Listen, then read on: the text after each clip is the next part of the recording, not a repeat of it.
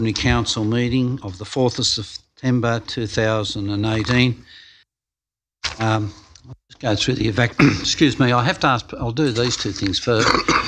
Need permission for the press, media to record. Councillor Duffy, second. Councillor Munro, all in favour? Aye. Thank you. Evacuation procedures. In the event of an emergency, the building may be evacuated. You will be required to vacate the building by the rear entrance and gather at the breezeway between the library and the art gallery buildings. This is Council's designated emergency muster point. Under no circumstances is anyone permitted to re-enter the building until the all-clear has been given and the area deemed safe by authorised personnel. In the event of an evacuation, a member of council staff will assist any member of the public with a disability to vacate the building. 1.1, I'll ask for any apologies, I should say. Apologies and leave of absence. Full house. Live streaming and recording. This council meeting is being live streamed and recorded. By speaking at the council meeting, you agree to be live streamed and recorded. Please ensure that if and when you speak at this council meeting that you ensure that you are respectful to others and use appropriate language at all times. Orange City Council accepts no liability for any defamatory or offensive remarks or gestures made during the course of this council meeting. A recording will be made for administrative purposes and will be available to all councillors. Acknowledgement of country. I would like to acknowledge the Wiradjuri people who are the traditional custodians of the land. I would also like to pay respect to the elders both past and present of the Wiradjuri nation and extend that respect to other Aboriginal Australians who may be present. Declarations of pecuniary interests, significant non-pecuniary interests and less than significant non-pecuniary interests.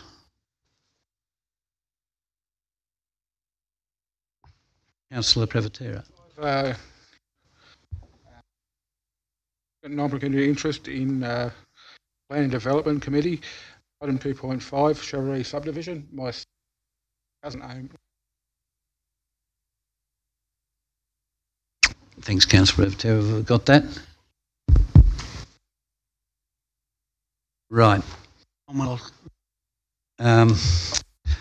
Firstly tonight I'd like to welcome the member for Clare. The member for Orange City. Wish I feel. No, don't forget the last. Last one moved Don't on. forget the last member become the member, and you may, even the way it's been going, Phil, become Prime Minister. Everything's on the card. So look, and thanks very much to Phil Donato for coming along tonight. I know he's been very, very busy, and thank you very much for coming along to address the council. It's all yours. Thanks, Phil. Thank you, Mr Mayor, and ladies and gentlemen, fellow councillors, members of the gallery. It's an opportunity to come here tonight and speak to and address council. I last came here probably about 18 months ago or thereabouts. It wasn't long after I was elected, I recall. And at that time, as I understand it, it was the first time in a long time that a state member had been to this chamber to address council. So I'm only too happy to respond to the invitation I received and provide an address to council as to what I've been doing, what I see as possibilities for our area,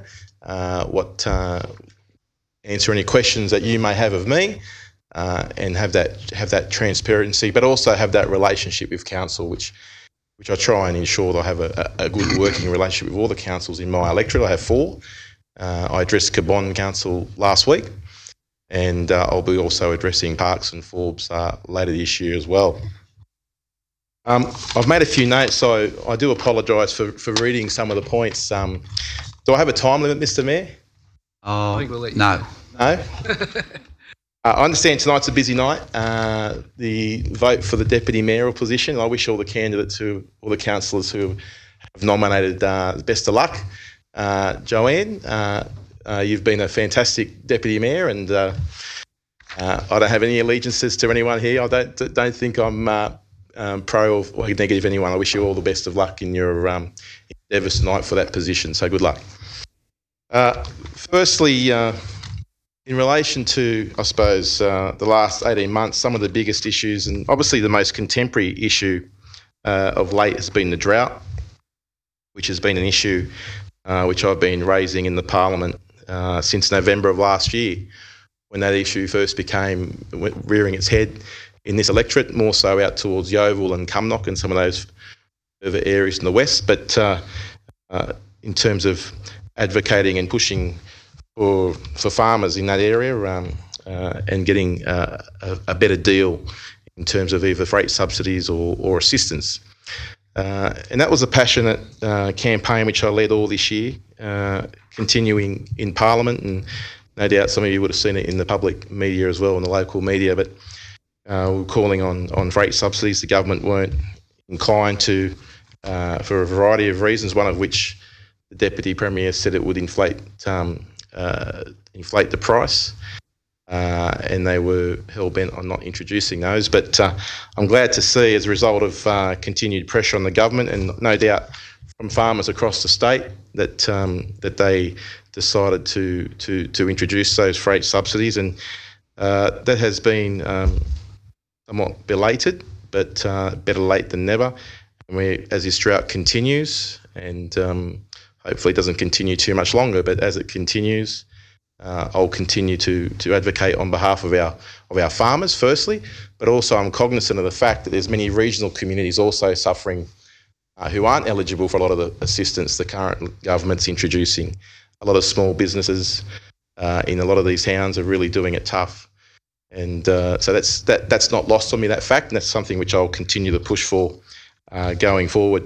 Obviously, the palliative care, I know some of you in this room have been involved in that in the past. When I was elected, with the Push for Palliative group in Orange, who'd petitioned and got over the 10,224 signatures, I think it was, that I tabled and debated in the New South Wales Parliament early last year. I've been continually holding the working group meetings which I chair, involving many community stakeholders. A few of those are in this room who are involved in that committee. And we're at the stage now where we've come to quite a generous offer by Dudley Private Hospital for a public-private partnership, similar to what Calvary has in the Wagga Wagga area. So there's precedent for this.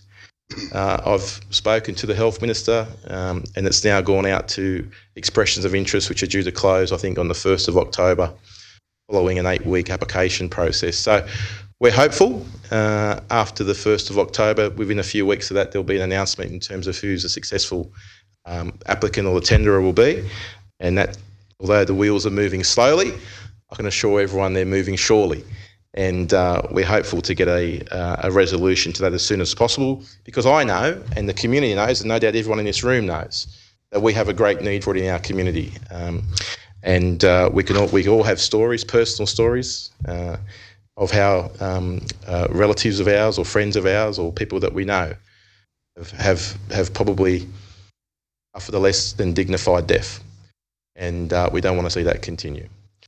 So that's something which I've been also really working hard towards achieving with the community as well, support of the community. The rail transport petition, I know Joanne McRae's been involved as part of the committee that she's on with the Orange Rail Action Group to get a better delivery of a seamless service from Orange towards Sydney or to Sydney. We've got a petition presently going which has been gathering quite a few signatures. I think there's over 2,000 signatures that we've achieved in a fairly short period of time of about 6 weeks. So that's something as well from a lot of the people I speak to and the feedback I receive in the community that there is overwhelming support for. Increased numbers of police, which is obviously something personal to me, taking into account my background prior to being elected. But as a result of dealings with the local police association, Tony Borland, who's the president of the Orange Police Association, in terms of getting additional staff for Orange, we worked out that Orange was for the workload. The statistics revealed that they needed about 3 or 4 additional police. I met with Jeff McKechnie, who's the Western Region Commander. I also met with Gary Warboys, who's the Deputy Commissioner, and we were able to get an extra 4 full-time equivalent frontline police officers stationed in Orange over the next several months. Certainly an improvement. So not lost on me the fact that a lot of our smaller regional outstations, probably outside the compass of this council area, but a lot of those stations are suffering. Regional rural crime especially is on the rise. Stock theft, break and enters on rural properties.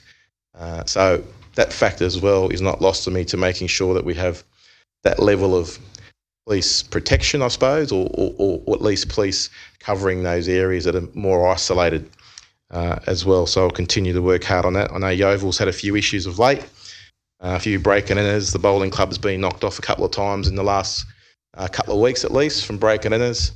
And the Ag and Vet store as well in Yeovil was knocked off on Friday night as well. So we need to make sure that those smaller communities also have the adequate police resources that they need and demand. The other prisoner transport's another thing that's tied in with policing. I've also been advocating for. There's been a long history, and I know Tony Miletto, former serving officer, would attest to this. It's been a long precedent of police transporting prisoners between courts and jails. Probably not so much an issue here in Orange, but certainly in Parkes and Forbes and some of those other places where essentially the police are being used as a taxi service, for want of a better term. It really should fall on the responsibility of corrective services, so the local police can spend that time in their community. I think the Parkes Police said that they'd, in the year ending 16-17, something like 55,000 kilometres had been travelled, transporting about 200 prisoners, equivalent to about 200 12-hour shifts that they were on the road, driving prisoners around, and they were outside of their local area. So I've raised the issue in Parliament. It comes down to Mr Speakman, who's the Attorney General, who covers that particular portfolio, and we're looking at increasing the use of the audio-visual link, which Orange Courthouse has. Some of the other courthouses don't, but certainly that's the investment I'm asking the government to look at, as well as providing additional resources for corrective services. So prisoner transport's a big issue, especially, like I said, probably not so much in Orange, but certainly in Parkes and Forbes and other more regional areas throughout the state.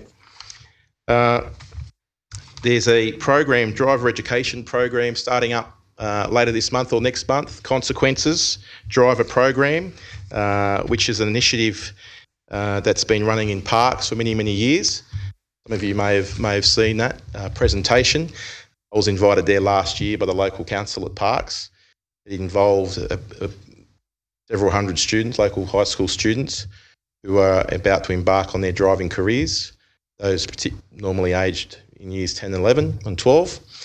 And it's a fairly confronting graphic demonstration, simulation involving emergency services, involving role players, and it really is a very confronting display. It's meant to be, and something which is we've seen when you look at the statistics in that Parkes Forbes area in terms of the number of fatalities for those under 25. They've seen a distinct drop in the fatalities in that area over the last 10 years. No coincidence, I believe, after seeing the program, that this program will work to open the eyes of young people. We're all young once. You all know we're bulletproof. I know I thought I was when I was driving and hooning around as a young fella. That's not lost on me. So this was something which I raised with Mr Taylor, Superintendent Taylor, and I know the council's come on board as well to host this program. I'm grateful to and thank the council for coming to the party in terms of hosting this event. It's going to be held later, I believe, in September at the Naylor Pavilion at the showground, I believe, where a number of school students, and hopefully we can make it an annual thing involving local schools, local police, local emergency services, and really look at ways to drive down the number of fatalities and serious motor vehicle collisions involving and killing too many of our young people on our roads in country areas. So something like 1/3 of the population of that make up drivers in New South Wales, but represent 2/3 of the number of statistics of fatal accidents in New South Wales. So we're overrepresented. So we need to do something in terms of addressing that. And I think this program, or I know this program, will hopefully be a start in the right direction. And like I said, I'd like to thank the council for their support in that initiative as well. Other things I'd like to talk about in terms of what I've been doing.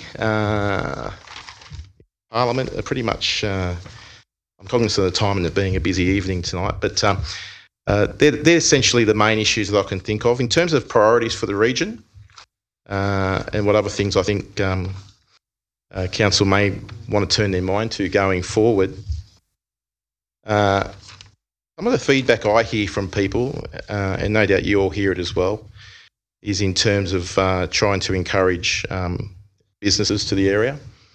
For whatever reason, and I'm not making any.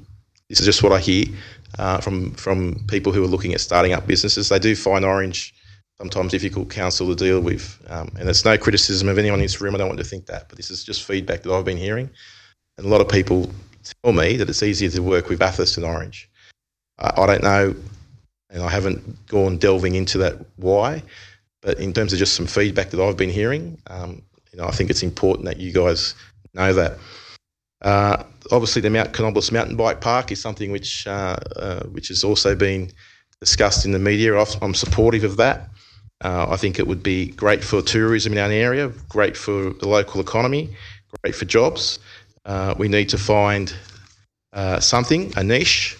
I know we've got food and wine, but Bathurst has got the racetrack and Dubbo's got the zoo.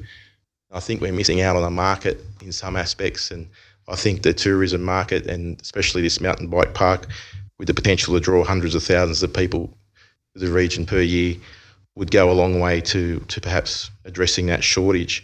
One of the other things which I think needs to be discussion on is and the council maybe consider is a discussion in terms of a rectangular sporting facility. I'm not sure where it sits in the priorities of local council or local government, but I think as a region we're really missing out when you look at Bathurst, Mudgee and Dubbo. I know I've spoken to NRL clubs, A-League clubs, rugby union franchises, and they will all love and are keen to come out to Orange and play. But it seems to be the one issue they're worried about is the cricket pitch on Wade Park. And they all said, look, if you had a facility like Glen Willow, we'd be there in a heartbeat. And I went to the Charity Shield game at Glen Willow earlier this year at Mudgee. There was about 10,000 people there. I was talking to the general manager there, Mr. Cam, and he said that event alone brought about over $2 million into the local economy. I just think that if we could maybe place in our mind, I know the council's got some land available up at North Orange, whether it be there or somewhere else, I'm not sure, but really need to turn our mind, I believe. We want to be a competitive alternative to attract these major events and encourage tourism to promote the region. Like I said, a lot of clubs would be keen as mustard to come to Orange. They see the benefits that Orange has in terms of its proximity to Sydney, but also the number of restaurants, cafes, accommodation. It's a place where people would enjoy to come and visit and spend a weekend. It just seems to be that a rectangular facility akin to something like Glen Willow, something that is holding us back in that regard. So I've mentioned it before. I think I might have mentioned it at the last meeting when I addressed council many months ago, but I think that's something that there should be discussion at some point going forward. Funding opportunities for Orange. The government has a surplus of about $4 billion, predominantly through the sale of public assets, record stamp duty from the Sydney property boom, and cost cutting to a lot of government agencies. And they've also sold the Snowy Hydro 2.0 to the federal government for $4.2 billion. Mr. Barilaro has said ad nauseum that $4.2 billion will be going to regional New South Wales, and I hope it does. And with an election coming up, 6 or 7 months out, what will be a fairly close election, I expect the government will be making making a lot of promises and commitments and offering to throw money around fairly extensively. They won't want to lose the election and hand over a heap of money to Labor. they'll want to spend it. So I anticipate over the next 6 or 7 months we'll see a number of promises by the government, grants being delivered, announced by the government. There'll be money being thrown around, I think, that we probably haven't seen for a very long time.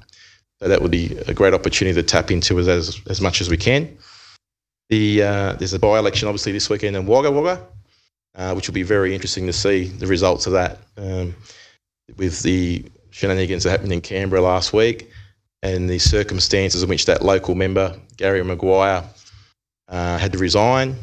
I think with the 15% margin that he was on, that's a very real concern to the government. There's a strong independent down there.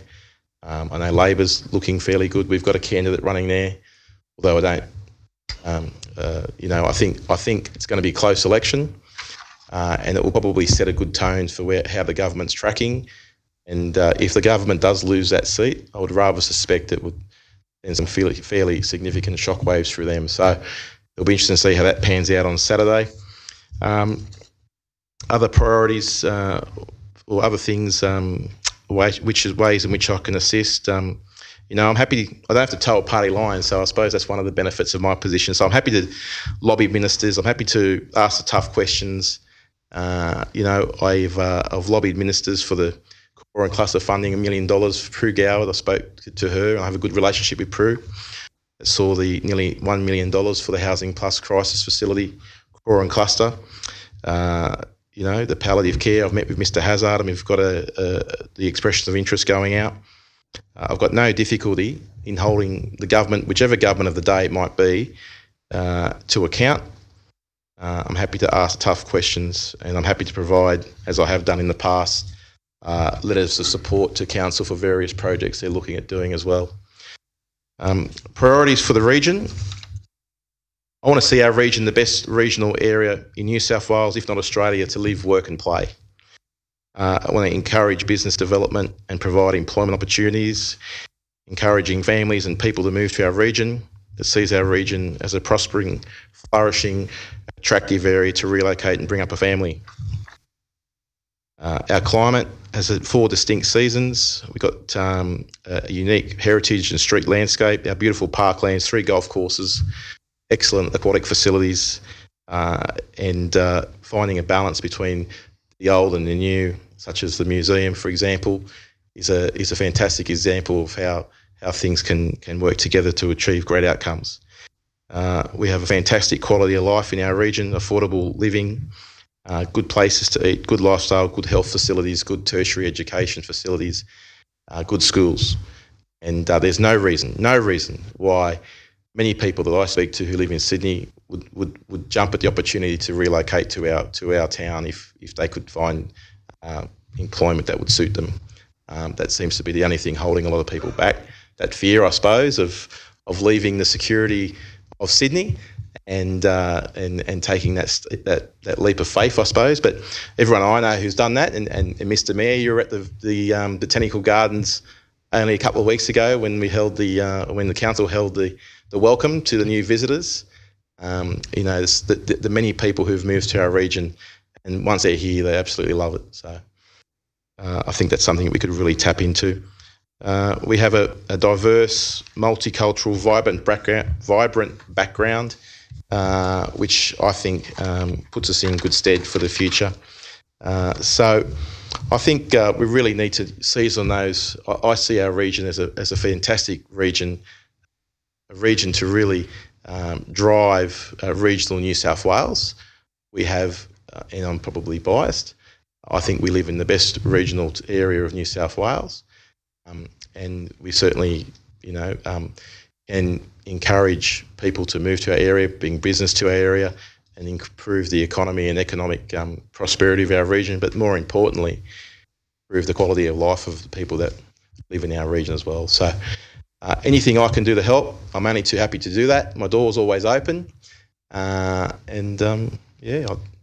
essentially what I've been doing and what I see. If there's any questions from the floor or from the councillors, I'm happy to take any. A couple of quick questions. Yep. Obviously council related. Given that you've been in the role as our state MP for almost 2 years now, can you let council know what probably are your 2 main specific projects that you're currently working on or planning to work on in the Orange LGA, how, when they be delivered, whether it be under a coalition or Labor government in March 2019? Yeah, palliative care would be the top of the priority, and things are progressing there. I'm hopeful, like I said, come after the 1st of October when the expression of interest close, that there'll be an announcement shortly thereafter in terms of their preferred or successful applicant. I really see that the government, and I've spoken to Scott McLaughlin as well, and I've spoken to the Minister, the government have committed about $1.5–2 million per year, so I'm told, to fund this program, the palliative care program. So it's just a matter of waiting to see who the successful applicant of that is. You know, some of the other priorities, obviously, are those which I've spoken about. I want to see our region prosper. If we can drive, economic growth, drive jobs. I'd like to see the mountain bike park, for example. I think that's got a lot going for our region. And I suppose an answer to the second part of your question, it doesn't matter who the government of the day is. If I'm elected after March next year, I may not be elected. But if I am, I can guarantee you one thing. I will hold the government of the day, whether it be a coalition government or a Labor government, to account. I won't be in government, but I won't be in opposition either. So I need to work with the government of the day. And I think in the limited time that I've been in, just under 2 years, I think I've shown that I can work with the government of the day, albeit sometimes we have arguments and barneys. That's the adversarial system that politics is. But at the end of the day, it's all about trying to build relationships and get on with people and try and deliver and build the best things to make our lives better. So, thank you. Just leading on for that, just got one more question. Thank you, Mr. Mayor. Very short one. Yeah. How do you see your role in advocating to government on behalf of council projects and issues, and why would your approach deliver more results than having an MP aligned to whichever party that is in government?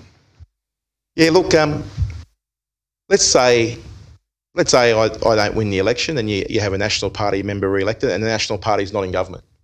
Let's just say that happens. You've got to have an MP who's... And it happened when Russell Turner, Councillor Turner was here for 13 years. 15 years, the local member. And got the local hospital built, got the police station built under, so it can happen. You don't necessarily have to be in government, although it would help, I concede that. But you don't necessarily have to be in government to be able to deliver projects for your area. Councillor Turner's a perfect example of that. It's all about, like I said, working with the government of the day. I suppose I'll be on the crossbench if I'm elected, if I'm fortunate enough to be elected after March next year. I'll be on the crossbench, and like I said, I won't be in government, but I won't be in opposition either. There's a good chance, keep this as well in front and centre to your mind, there's a good chance it could be a hung parliament. So if it's a hung parliament, and if I'm fortunate enough to be elected, that puts us in a very strong position. Thank you. Thanks, Phil, a member for Orange. And look, can I just say congratulations too. Phil had two sons that were successful in the Shute Shield Grand Finals in Sydney at the weekend, so that's fantastic. Just make sure they get jobs, come back here and play rugby here in Orange. Orange City Juniors, well done. Good on you, Phil. I also say Phil has always had an open door, and I've had no trouble whatsoever. We work together very, very well, and I think it is incumbent upon this council, as it always has been, whoever our local member is, we work with, and whoever is in government, we work with. That's where we're here to represent the community of Orange. And I thank you for coming along tonight. Thank you, Mr. Mayor. And I also thank you for the time and effort you put on behalf of the electorate. Secondly, your support that you give this council. So thank you.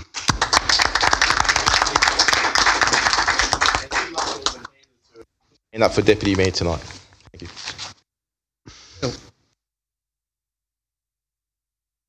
I was going to ask a question, Mr. Mayor.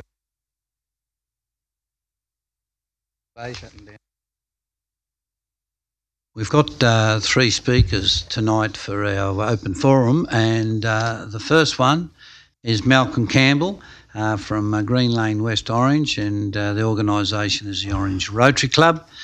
And the topic for discussion is the publication of a booklet on the trees of Cook Park. A request for financial and expert assistance. Thank you, Malcolm. Thank you very much, Mr. Mayor. Mayor, Deputy Mayor, councillors, I'm here tonight to ask the council to help in an application for the publishment of a booklet on the trees of Cook Park. The reason is that very few trees in Cook Park have their identity on them, and the aim of the whole booklet is to increase the tourism factor in Cook Park, not only for our visitors but for locals. And the type of booklet is we've published a booklet on the trees of Duntry League and the trees of Wentworth Golf Course, and the booklet envisaged be much the same. Pictures of the trees, and in the booklet all the trees are identified and there's a description of them. Method of identification of the trees is under discussion in that there's one method where we have bricks put in the front of the trees with numbers on, and that relates to the numbers in the book. There's a second idea that we just have a plan in the booklet and you refer to the plan, but Councillor Miletto and others think that that's very difficult to find all the trees from a plan in the booklet. The technical assistance we would like from the council is the council has expertise in making this plan that we could put in the middle of the book. The Rotary Club of Orange, this is a project by the Orange Rotary Club, and we would assist in this by labouring and putting the bricks in front of the trees under the direction of the council. The cost would be, if we had bricks, it would be something like, for 2,000 booklets, it would be $5,000. For 5,000 booklets, it would be $6,000. But it's up to the council, of course, as to how many booklets we produce. If we just have the printing, we just have the plan in the middle of the booklet, it would only cost something like $4,000. Now, it's quite possible that we can recover all these costs. When we produced the trees of Wentworth, the whole booklet was covered by the advertisement in the books. The trees of Duntry League, that's all been covered, and there's been a profit for Duntry League and the Rotary Club by selling the booklets over the years. So with that scant sketch, I'd apply to the council for their consideration for help in producing a booklet for the trees of Cook Park. Thank you, Dr. Campbell. Just a bit of news for you that Cook Park has just been registered on the State Register for heritage. So it might be timely. Yes. Let's ask a question. Yep. Do these go on sale in the newsagent, or you get them online? Like, where do you purchase them from? Well, all of the trees of Duntry League was purchased from Duntry League and from the Visitor Centre. Yep. These booklets on the trees of Cook Park, Visitor Centres and the Gildred, yes. Thanks, Dr. Campbell. We'll be getting back to you. Thank you. Our second speaker is Charles Everett, and the topic is the Myers development. Charles.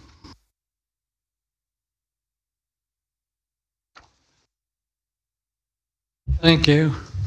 I'm against the present layout for the Myers building, but to have something is better than nothing, and I think we've got to get on with it. But my concern is safety in the present setup where the shops are. I was there the other day, sirens went off and we were herded out of the building via the escalators into the car park. And then we couldn't get out of the car park for a long time. Now, I brought this up when this first came up, and they said there was some safety. Originally in this concept, it was the emergency exit was through Myers, straight through. And now that has been cut off, but I was assured there was some other method of safety. Now, why can't we have a pathway fenced either side right through Myers and let pedestrians walk through? It's a safety exit, and it's also helping the shoppers. So we could have fenced walkway from the front of the shop till the development starts. It can be done in wire, it can be done in plywood. You can make a plywood tunnel like they do in some of the city buildings. Safety, we've got to get this building going, and we've got to consider the safety of the present people. Thank you. Thanks, Mr. Everett. I'm quite sure Waddell will look into that for us. Our third speaker is Mr. Ewan Greer from Lawson Crescent, and the topic for discussion is the Meyer Dalton Brothers Store DA.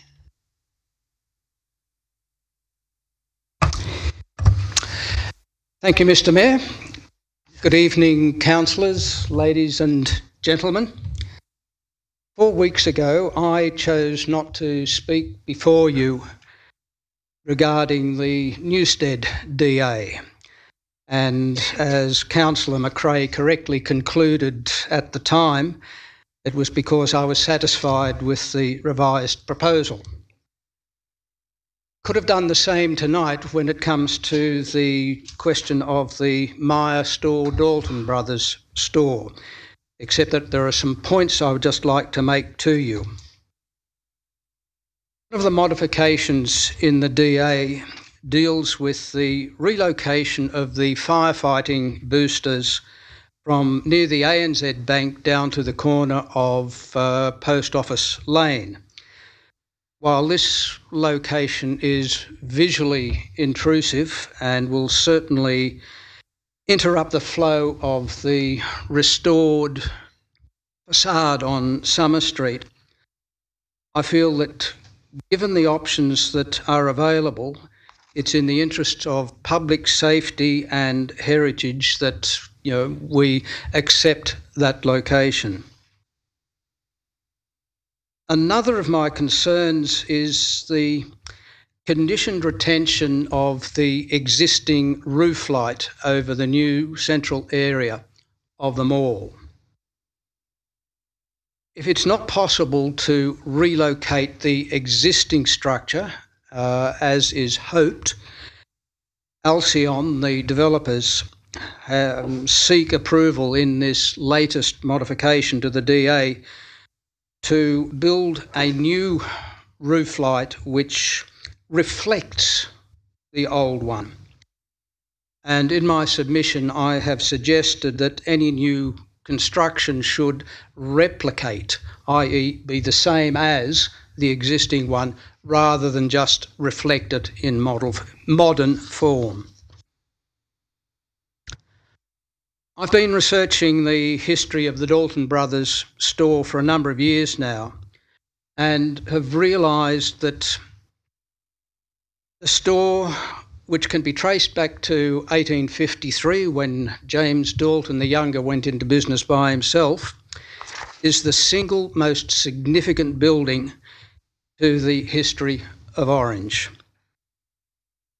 I was very disappointed, therefore, when it became obvious that the structural integrity of the building made retention of the entire building economically unviable for the developers. In return for approval to demolish the interior, Alcyon accepted Council's condition that the Summer Street and Post Office Lane facades be fully reinstated. The Summer Street frontage, especially when it is completed, will be an invaluable heritage asset to this town. I've read Mr. Crump's report, thoughtful and thorough as it is, on this latest modification, and I'm very glad to support it. So I ask that Council accept the report and approve the modified DA. It's important, as Mr. Everett intimated, that construction on this project get underway as quickly as possible to invigorate our economy as a whole, but particularly the businesses that are struggling in the remaining city centre. In their 75 years of trading, the Dalton Brothers were always progressive and moving forward. please help that to continue. Thank you very much for your time and listening to me. Thank you. Mr. Grant. Thank you very much. And we've noted those things with the fire hydrants being obtrusive, replicating the roof lighting. And can I just say, with the acceptance by the Alcon with the front facade, I must thank Mr. Robert Bartlett, who actually did all that work and the design free of charge for the City of Orange. Very acceptable. Robert and I discussed that question quite a long time. Thank you very, very much. 3.1 are the minutes of the ordinary meeting of Orange City Council held on the 21st of August. Move, Mr. Mayor. Second them. Moved Councillor Hamley, second Councillor Munro. All in favour? Aye. Thank you. Council meeting adjourns now for the conduct of the policy committees. And first of all, we'll have planning and development chaired by Councillor Russell Turner. Thanks, Russell.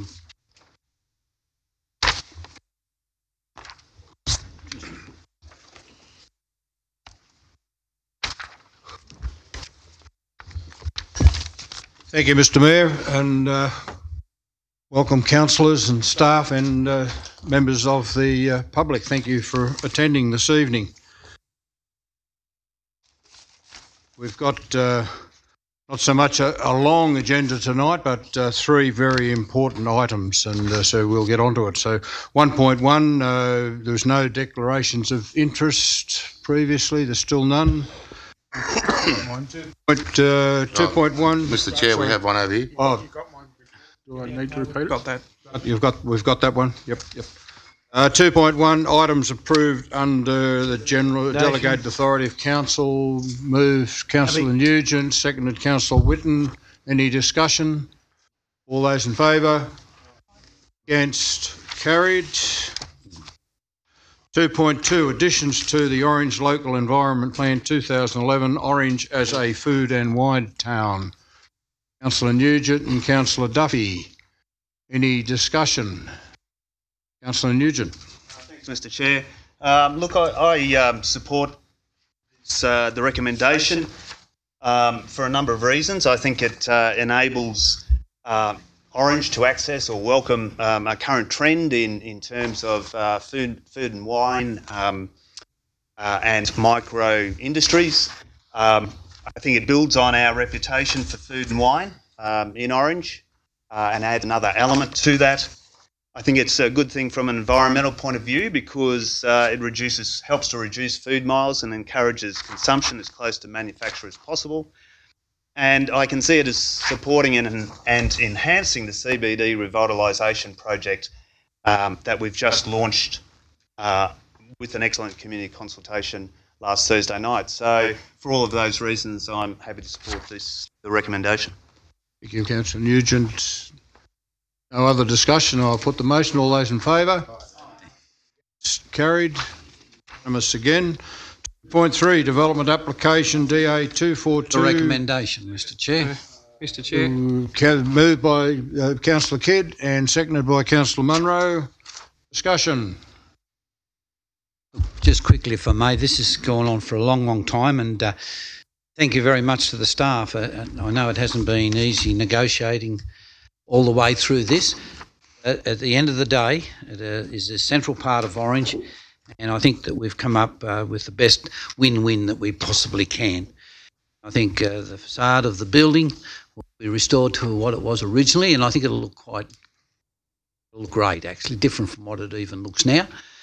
Modern shopping complex inside.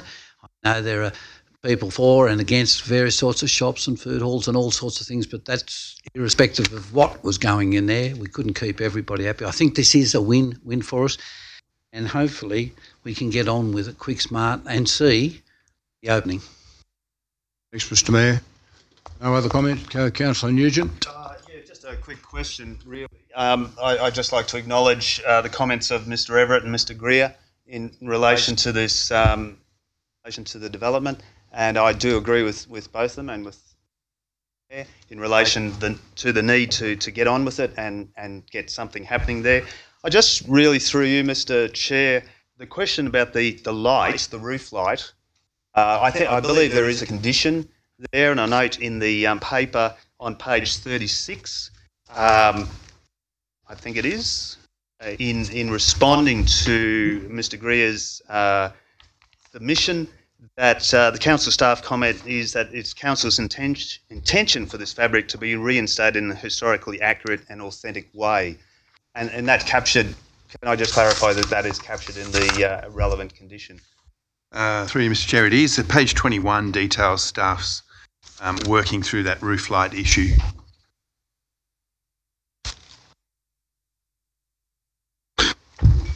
Satisfactory, Councillor Nugent? Yeah, no, that's fine. That's good. Thank you. Councillor Hamley, you speaking, are you? I just nearly tipped my table over, that's all right. Speaking as well? Yeah, just totally agree with the speakers, but I don't know about the councils around the table, but it's the number one question I'm getting from people is when are we starting that? When is the developer starting it? So, yeah, totally agree. As soon as they get on with it, get it done, and let's open it back up.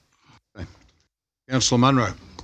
Mr. Chair, I'd like to thank all involved, from the developer and the staff to the people that love our heritage in town. And I've been approached by a lot of people as far as the heritage aspects of it and how it could be done in a better way. This is earlier on, and there's been a hell of a lot of discussion. And it's just a wonderful thing to live in a town. There's so many people that are passionate about what we've got, and so I think for me, to take your hat off to the people that fight for things in Orange and like it, and they love our heritage and the way we live. I think that's got to be acknowledged. Yeah, thank you, Mr. Mayor. Sorry, Mr. Chairman. My concerns is I want to congratulate everyone in the excellent planning process who went through this process. Also Robbie Bartlett, who gave us that great design in front of the building that was there. But I do have a major concern with what's actually happening, and I know we can't do anything about it, but it's something we probably need to think about in the future. And it's an actual planning matter, and it's not our fault. And it's not our fault that this thing hasn't progressed. It's been in the hands of the developer all the way along, even though public perception might be a little bit different. But I do have a problem with major businesses or major companies coming to town that appear not to have a social conscience, because the first thing when you walk up and down Summer Street is there's a massive food court. You look at Grumptious, you look at Have a Chat, you look at all these other places, and have we got the capacity to maintain them? That's what my concern is. These businesses don't have a social conscience, they're only in it for the money. At what cost is it?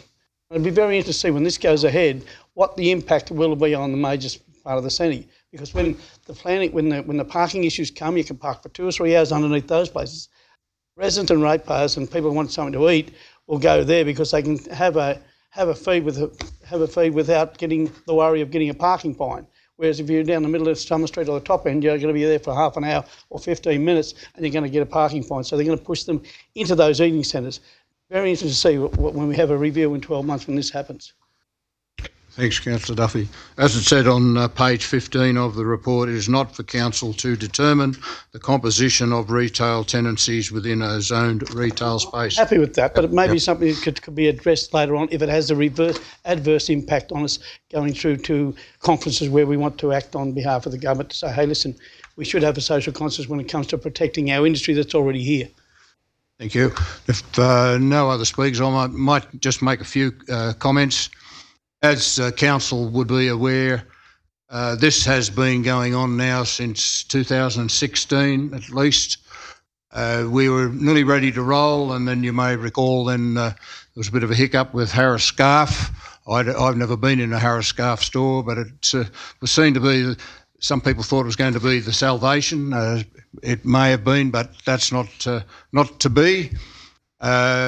Again, we've had lots of comment from the general public. A lot have been positive, a lot have been negative, and some have been outright kooky as to what should go in there. And all the thousands of people that are not shopping in Orange now, they're shopping up in Dubbo and shopping down in Bathurst. We heard the same thing when the Myer down in Bathurst closed, that a certain number of people were still coming up to Orange so they could go to Myer.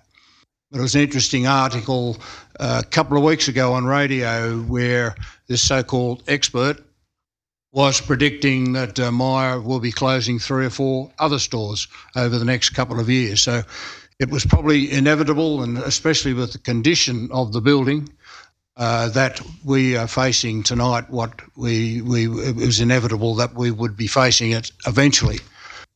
We've worked through with the developer on the food court concept, and I'm very aware of the downturn of business in the city centre, those businesses in the city centre. So I know that they are looking forward to the new revitalised Myer, or as has been referred to tonight, the Dalton Brothers building. I've been in Orange for quite some time, and if you go up and down, just visually look up and down Summer Street, how many of those businesses turn over? There's businesses turning over regularly as people adjust to changing trading conditions, or the leases run out, or they get too old and retire.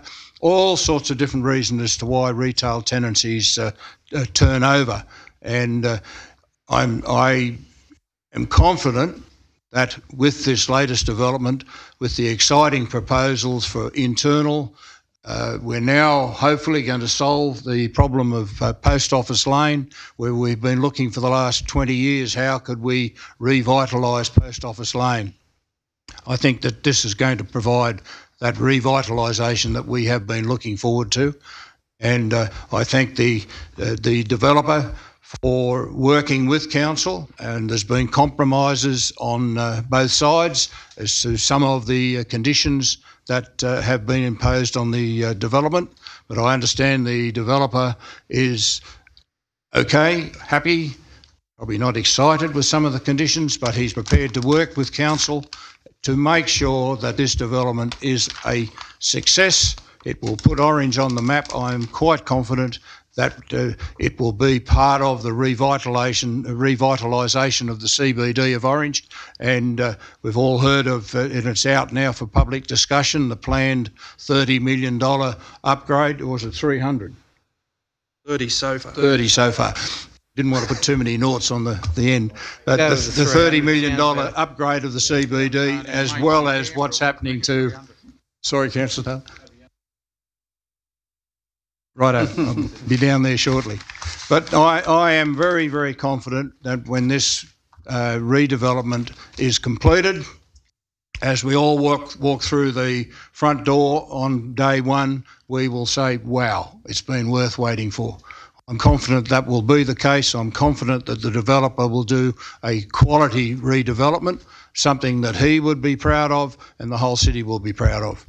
So without further ado, I'll put the motion. All those in favour? Question over here. Sorry, question? No, good. I'll just put my hand up. No questions. Unanimous. Thank you very much. 2.4, development application DA 178, 386 Molong Road. Second. Councillor Whitten's moved and seconded. Councillor Taylor. Any discussion with a recommendation on page 107? Councillor McRae. Yeah, look, my question is a very short one, but I noticed that conditions 33 and 34 speak of a lapped and capped hardwood timber fence. Now, I'm just wondering if there's a chance that can be swapped for pine, or it's going to stay as a hardwood fence as per the conditions. I'd just like that clarified for the record. Through you, Mr. Chair, the applicant, after he perhaps gets his consent tonight, could modify that.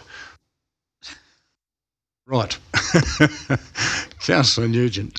Thanks, Mr. Chair. I actually have a series of questions that I'd like to ask, but I'd just like to note that in terms of this development and the one at 2.5, we're talking about releasing up to 200 blocks, residential blocks, which, I think is certainly a vote of confidence on the part of the developers in terms of Orange and the economy, so which is fantastic. There were a number of submissions made in relation to this particular one, and to the Thornbury Estate development at 386 Molong Road, and I think most Most of the issues raised in those submissions have been addressed very well by the staff in the report.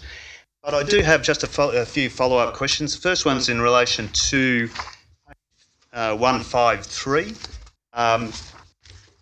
The staff response in relation to Cyril Smith's submission in terms of Mr. Smith's suggestion to defer the proposal until other agencies have a reasonable time to make a comment. I note the second part of that paragraph talks about the co-approval agencies are able to impose their own conditions that must be included in the consent and would have the effect of overriding any council conditions if the council conditions acted in such a way as to contravene, etc., etc. What is the timing of the? Have those co-approval agencies already granted approval? Have they imposed any additional conditions? I can't see any. I can't see any submissions by those co-approval agencies. Is that a process that has happened, or is it still to come? Through Mr. Chair, that process has happened, and Department of Fisheries and the Office of Water have provided their thoughts on it. They didn't give us too many extra conditions, is why you don't see them. Okay, so they're content with the... They're basically okay with the development. Thank you. The second one, page 156, condition 3. I note that the amended design shall be submitted and approved that incorporates a constructed wetland and or wet detention basin, which was suggested by one of the submitters. Can I just ask a question about what the difference between a constructed wetland and a wet detention? Mr. Chair, constructed wetland is similar to the one at Ploughman's Lane, where you're holding water in there permanently. Mr. Green will correct me if I'm totally wrong. A wet detention basin is merely a basin that gets wet and then dries out again. So what you're limited, my understanding, in a wet detention basin with the sort of plants that you can keep in there permanently. So for this one, we're encouraging them to have a constructed wetland, so we can see reeds and permanency in terms of that. And do we have any indication from the developer that that's their intent? Well, that's correct. It's to mitigate the flow of stormwater so we don't get scour, but it's also the constructed wetland will also give us water quality outcomes as well before it hits the Ploughman's Creek. And I think it would be fantastic to see a constructed wetland there, which would enhance the amenity of the development as well. In condition 5 just talks about the landscape recovery plan for the riparian corridors, and I note it's good to see that there should be appropriate native species planted in that area. I'd imagine those riparian corridors, one of the concerns expressed by submitters was in relation to areas for passive recreation. Those riparian corridors presumably provide some opportunity for passive recreation on the part of the residents in that area, whether it's cycling, walking the dog, maybe kicking the ball along, I'm not sure. Would that be the case? Absolutely, it'll be a kid's paradise down there. We've conditioned concrete pathways. So the vision is that you'll come under the distributor through the tunnel that's already there, meander down Somerset Creek to where it meets Ploughman. You'll have those planted out riparian zones, and you'll be able to get to the back of the Agrestic Grocer eventually via a pedestrian bridge. And indeed, you can walk down that creek for a long way down towards the back of Amadown there. Well, that sounds another amenity that will enhance the development. Condition 8 on the next page, 157, an archaeological report is required for the removal of any trees from the site to determine if the trees contain evidence of Aboriginal heritage. The condition just talks about an archaeological report, but there's nothing in there that requires that report to be approved by council. Mr. Chair, they won't get a construction certificate unless they've got an archaeological report, which needs to be written by an archaeologist. I think, yeah. Yeah, well, that was Well, that's how I define an archaeological report. okay. That's All right. about whether indeed the scar trees And- are scar trees or not. And ideally involving some sort of consultation with the Orange Aboriginal Land Council, for example. Okay. Condition condition 21 actually relates to the replanting or the replacement of the trees to be removed. I note that there's, again, of course, with all developments, there's a number of mature trees which are going to be removed. I think potentially it's up to 10. My maths are correct. There's a minimum of 3 to be retained out of 13. So those replacement trees, we're talking about at a rate of 5 replacements for each tree removed. So that's potentially up to 50 trees. Would that be correct? Mr. Chair, that is correct. 50 trees. It must be 50 trees. And they were, if 10 are removed. 10 are removed. It must be 50 trees. And they would be planted on lots 141 and 164? No, I'm reading that well, for a start, any trees that are taken down, those trunks will be placed in the riparian zone. So that's the remnant. That's the remnant, just so we can keep habitat. At the rate of 5 replacements for each tree to be removed, so we're going to get 50 trees. It says within the open space lot or yeah. My understanding was that those 50 trees would be dispersed through the development, including the riparian corridors and the open space lot. But they would be in addition to the trees, the native trees that are referred to under the... back then, yes, Mr. Chair. They would be in addition to that. Correct. But it's a formidable replanting, which is the way we're heading these days, is to ask for that significant replanting. So it seems to me that, I mean, there's a lot of conditions in this that have been that address the concerns of the submitters, and I think it's going to enhance the development. Has there been any indication of concern on the part of the developer to the conditions applied? Not a squeak. I would also say there's a condition there that says that they'll also help with the Molong Road NDR entrance planting of the Europeans there by another condition. So I think it's a good outcome. Good outcome. Yeah, for the city. Thank you. Mr. Chair, can I just ask a question? So all these conditions have to be met before the construction certificate is released, correct? Several of them do. Others we ask prior to works commencing that they've got to give us these plans. In the case of some of these trees, we've said that they've got to maintain those trees for 2 years. Yes. Well, so. Okay, so I'm just saying that. Yep, true. Any other comments? I'll put the motion. Yeah, Sorry, Councillor Taylor. Mr. Chairman, I mean, Councillor Nugent's been very thorough in his examination of the conditions there, but what it tells me is how thorough our staff have been as far as this is. All this sort of thing also, Mr. Chairman, comes at significant cost. It does cost a lot of money to provide this sort of these environmental outcomes. So I think that needs to be recognised from the developer's perspective too. And Mr. Waddell has indicated, Mr. Thornbury, and hasn't protested in any way, shape or form. So I say hats off to him also. I view it, but I also want to make a point of Councillor Nugent is basically cross-examined Mr. Waddell there on all these points, and Mr. Waddell had already had them covered, which I think says a lot for our staff. Thank you, Councillor Taylor. No further comments. I'll put the motion. All those in favour? Unanimous again. 2.5. Right, we'll wait till Councillor Pravatira leaves.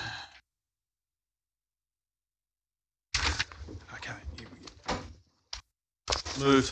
Coastman Shirley Road, move Councillor Hamling, seconded Councillor Munro. Discussion.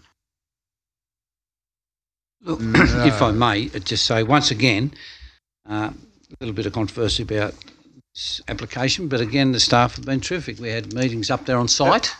Yep. Freezing, dark. Different one.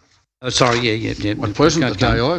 But in this area here, but I mean, with the whole Shirley development, we've had bits of controversy that have popped up along the way, and I think once again it does show to me if we can staff and councillors involved with the people, the objectors, discuss a lot of the issues. Yes, sir. Thanks, Mr Mayor. And as we've all heard from real estate agents, it will be a welcome addition to the number of blocks of land for sale, with just on 200, which is fantastic. So no further discussion. All those in favour? Unanimous again. I've had a unanimous night. That concludes planning and development, and I call on Councillor Whitten. I didn't get a cheque tonight, Mr Chairman, so I haven't got a job. No, I'm just joking. I haven't got no paper, so it goes to Councillor Romano. What? No paper in here. I can get up and do it if you like. I'm easy, but there's nothing in here to talk about. I can just wing it. I'll do the infrastructure. Yeah. Infrastructure. Yeah. Oh, that's very careless. Councillor Whitten wasn't. I don't think Councillor Whitten was going to recontest the position, but I think that was a bit brutal. Wiping it. Wipe me, yeah. No paper. I wasn't going to talk long. Thank you, Councillor Turner. I'd like to open the Policy Committee meeting the 4th of September, the time being approximately 8:08. Declarations of interest. Does any councillor have a pecuniary interest, significant non-pecuniary interest, or less than significant non-pecuniary interest in any matter listed for consideration at this meeting? The answer is no.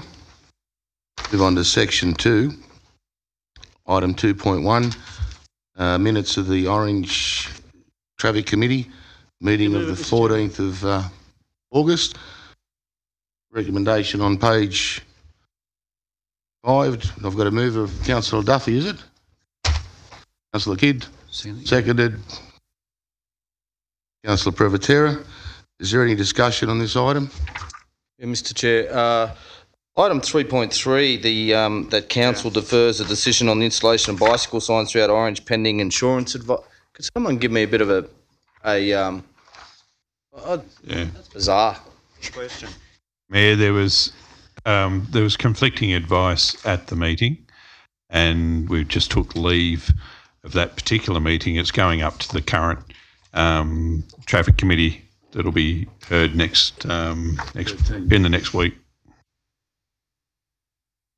Is that including the signs that I was after out on the roads as well, just warning people that they're... Yes. This is not new. I don't get why this is such an issue. This is not a new thing that we're not reinventing the wheel here, trying just to warn motorists that cycles use this road. I can't understand why it's taking so long to put a sign up to warn motorists that there's riders. It's in Bathurst. It's in other cycling towns. Why do we have to go through this? Through the chair, we still have to go through the traffic committee to we put up signs wholesale around the council area. That's one of the requirements of the delegations, to actually install traffic control devices. And yeah, there was conflicting advice at the previous traffic committee. About insurance, about the signs going up? Yes. Yeah. Any further discussion on this item? Councillor McRae. Just related to that one, I know we have some warning signs for ducks in Sales Street near Cook Park. Now, I'm just wondering, did we also have to pursue the insurance advice regarding the warning signs for ducks, or is this particular to bicycles or particular warning signs? Seems a little concerning that we keep deferring this, which is really a basic safety issue for a city that's trying to encourage cyclists. And even as we've had the member for Orange speak to tonight, the opportunities that cycling will bring to our city, and we seem to be bogged down on whether we can put up some signs. But have we also had to have insurance advice for the signs for ducks? I got those signs put up, Mr Chairman. No. Any further discussion? Mental side Yes, coming Mr. Chairman, out. I've got two matters arising simply because of the traffic committee. I know Russell does a fantastic job on that committee. Two matters are arising as regards to, and I'll bring them up here simply because of the RMS roads and they involve the RMS. Covering out the Escort Way when you're turning right from Molong Road, turning left from the Woodward Street. What's the situation there? Who gives way? That's been brought up to me by a number of, and the other one is, it's been brought up to me by another number of people, and today by another 2 or 3 people.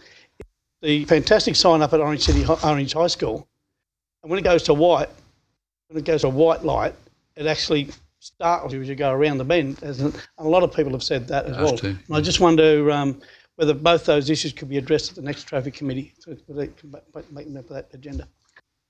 Councillor Duffy, what you're saying about the sign at Orange High School, is it a distraction? The traffic? It's a traffic distraction, but I'd like to go through the traffic committee first. Just a one period It's when a it's rolling fantastic over it. Yeah, I've noticed there's a white flash that comes across the road, yes. Any further discussions? Those two matters, yeah. I'll put the motion. All in favour? Aye. Against? Carried. Now move on to section 3, which is current works. There's a recommendation on page 5. The mover and a seconder, please. Councillor Nugent moved, seconded Councillor Duffy. Any discussion? No discussion. I'll put. There is. Yeah, Councillor Nugent. Not really. Yes. Well, it's a question. I was going to ask if there'd been any changes to the water storage levels since the 17th of August, but I just want to thank the. Yeah, I know. I was just about to say that. You want to get up and talk, Councillor Taylor? You can. Well, I'm just saying there was point of order, Mr. Chairman. Order. I just clarified a point. Do you have the floor? Okay. Well, can we settle it down? We settle it down. Councillor Nugent has the floor. So, I just wanted to thank the director for the email that came around today, noting that the water storage levels are about the same. I think that's right, but also noting that the land is pretty much saturated, so that any additional rain that comes will more than likely run off into the water supply.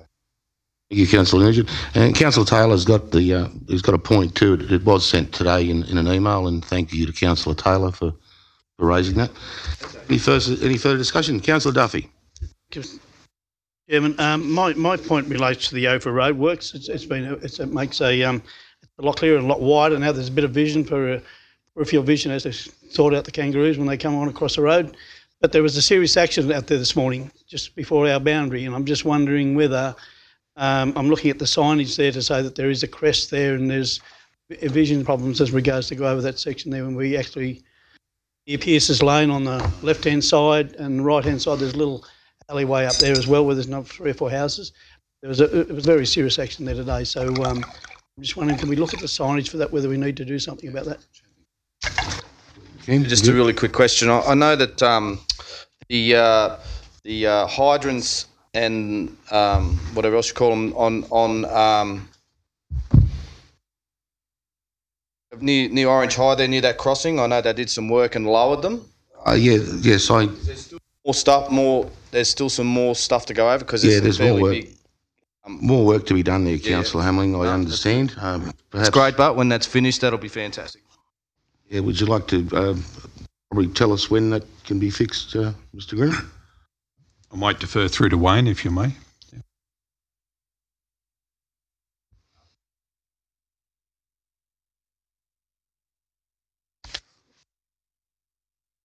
Thank you. Any further discussion on item 3? If not, I'll put the motion. All in favour? Aye. Mr. Chairman, business arising. Some time ago, I asked the council write to the state government regarding the closing of the Mount Canobolas walking trails. I was wondering if we've had any response at this stage because the trails are all still truly closed and there's trees over all the paths. And as I said on the night, I was concerned that if it's not reopened shortly, the volcanic mountain challenge for next year might be deferred as it was this year. Have we had a response yet? Oh, through you, Mr. Chair, no, don't believe you've had a response at this point. Mr. Chair, if I may just support that, I think we should write again because, this is absolutely ludicrous. I've been up there and you're not supposed to go in some of those places. Now's the ideal time to fix up a lot of those walking trails up there after the fire. But they're all closed down. We have the ones down to Hopeton Falls that have been closed for a number of years. Nothing's been done. There's graffiti appearing up there now on rocks, walkways across big areas, and bits and pieces around. And I think there's money is available. State government's I think I'd love to perhaps go down and rattle on their door because this is a major tourist feature up there. It does have walking trails down to both Federal Falls and Hopetown Falls, and lots of people actually use it. And while it's sitting there like it is right now, which would be the ideal time to get in, clean up those trails, get rid of the overlying branches or overlying trees, and in particular, great time coming into spring to get rid of noxious weeds that we have growing through the mountain. Ideal time to do it. Let's put the dough in there now through the office of OEH or through whatever minister. I think it's Minister Bollier. Get in there and do something about it. We've had the fire, some great work that was done. So what do? Just close all the trails down. Nobody can go up there. And as soon as they even now, what happens? As soon as they even declare on the news that it looks like snowing, they close the road altogether. Yep. Now that's affecting that business down the bottom, which was quite a good little business where you can get a cup of coffee or something to eat. And I've had numerous people say to me that have been up here, gone out there, could not go for a walk around it. And that is a major tourism feature. National parks want to jump up and down and scream and say that they haven't got resources. Well, we'll go into bat for them. Say now's the ideal time. It'd be cost effective to do something now, not wait another 12 months. Thank you, Mr. Mayor. I think we've got that in hand. Mr. Maunder? Well, part of that, if we may, with the letter, I think we should go and see them. Okay. Yep. Taylor? Yeah, look, we're on Canobolas in that area up there, Mr. Chairman. I think it's due time to ask Council and for Council to consider and possibly get a report back on what we're doing with our wonderful Earth Sanctuary that's had thousands, tens and thousands and hundreds of thousands of dollars poured into it over the years, basically sitting there now doing nothing. I know I asked years ago if there was a possibility that we could have maybe promoted it or turned it into a sanctuary there at one stage for Tasmanian devils that were afflicted by the cancer that they had in Tasmania, and they're looking for mainlands where they could be secluded from that disease, and it was ruled completely out of order. Since then, we've had no suggestion. It's been forgotten. It's ratepayers' funds. There's a lot of money being spent out there. I think it's about time. I mean, we're talking about Canobolas State Forest. We're talking about areas that are in Cabon. Maybe it's time that we started focusing back on what we are actually going to do. There would have been a lot of money, I'd imagine there was, spent on plans of management out there, and there would have probably been a lot of great plans in the past, but nothing's come to fruition. I think it's about time that we brought it to a head and started to consider what are we going to do with it. If we're not going to promote it or we're not going to do anything with it, I think it's a waste of ratepayers' funds. Why should the ratepayers continue to own it? That's a good question, Councillor Taylor. I think we'll take that on notice. Bring a report back. A report back? Yeah, I'm quite aware of the land that he's talking about. It's right opposite the entrance to Lake Canobolas. Oh, boy. Yeah. Chairman, could I suggest, as well as the report, that we invite the president of the cycle club that my understanding is using the old sanctuary area to come along and address council and update us on what they are doing up there and how many riders use it, etc., because it's news to me that it's not being used, it's my understanding. Fine, as long as we know the community. Yep. Okay. Yep. Thank you. So if we can get him along and let us know that it is being used. Yeah, we'll add that. Add it to the Mr. list. Chairman, just one quick point there. That's well and good, and there might be mountain bikes using it and so forth. But I know there was a significant amount of money spent on that for the retention of wildlife and animals. Yep. There were specialised fences put in. I know they went into the ground extremely deep, extremely expensive. So, I mean, it's great that people on mountain bikes are using it, but it was always intended as a wildlife sanctuary, and there was a lot of ratepayers' money spent on it. So, I'd like to see the report when it comes back, Okay. of what the plan of management is, or what we intend to do with it in the future, rather than just say it's part of cycling. You know, it's pretty expensive investment by the ratepayers of this city. Thank you, Councillor Taylor. Okay, we'll move on to 3.2. That is, be seen, be safe, drive with your headlights on. Recommendation, Mr Chairman. Recommendation on page 227, moved by Councillor Duffy. You'd like to speak on that, Councillor Duffy? Seconder. Do I have a seconder? Councillor Brevatera. Okay, thank you, Mr Chairman. I think this is an absolute fantastic idea for someone who drives around before sunrise and sunset. After sunset, I see cars every day with their lights off when they should be on. And the worst part about it, some of the vehicles are virtually the same colour as the road. If you're travelling, I'll give an example, down the NDR and the car is the same colour as the road, doing the 80 km per hour, and you're trying to get from Hill Street on the NDR, there is an issue there. That's what I always said the problem. But I think we should support this 100%. I just wonder whether we should be looking to the RMS or the manufacturers to put some device in cars these days that says, "Are your headlights on?" or something like that. You know, that's something we could look at as well. Just one thing, if I can ask. I think it's great. I drive with my lights on all the time, but I've been pulled up twice too, where I've hit the switch. Lights are on, but my fog lights are on too, and I got pinched for having my fog lights on. So it is difficult in some cars, I know, and that's at the moment you go like that. Very easy to put the fog ones on too. How does it? So be a little bit lenient with people when we're pushing, because I mean I don't think the fog light's been on and the lights make a bit. They shouldn't accidentally. Gee, it's a pretty hefty fine. I think it's about 3 points and $280. If I can understand. I can understand if it was your high beam, but I don't see why fog lights would be a problem. Councillor McRae, I'll call on Councillor McRae first. I'll come back to you, Councillor Munro. Thank you, Mr Chair. Look, I've got a suggested amendment to the recommendation too. Concern is the current wording suggests that all fleet and plant vehicles are to be driven 24/7.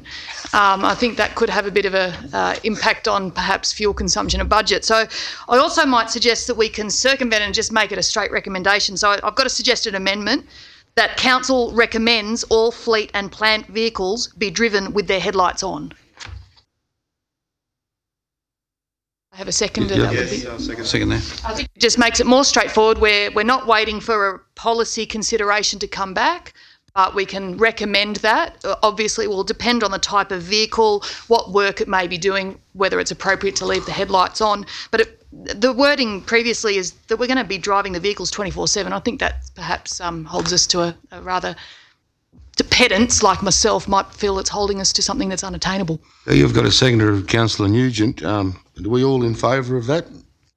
Yep. Before I go to Councillor Munro, I think we should resolve this amendment. Are we all happy with the amendment?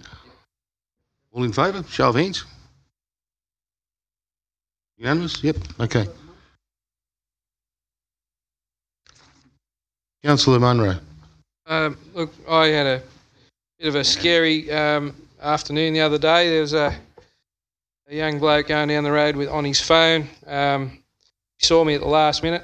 I had my lights on, and he fishtailed and went into the dirt and nearly rolled it and got back on the road. I think as an addition, put something in there about phones. I think, look, it's one of the biggest killers on the road, I believe, especially with young people that don't understand the danger of it. Need to, some way, the council, I think, look, you know, through these training programs that we heard about before, some sort of a campaign that could have killed me, and it would have killed him if he had on me. But it happens all the time, and I drive around a lot. I see so many people, and not only young people, but ladies, blokes, everybody, they just don't have any regard for safety and with their phones. Yeah. We need to do something. I don't know. We put a thinking cap on. I don't know. Mr. Mayor, would there already be a state campaign doing that with the RMS? We've got an answer. Yeah, $700. That's the campaign. Yeah, through the chair, it is part of the national road rules. So it, by default, forms part of our policy in regard to driving vehicles for council staff.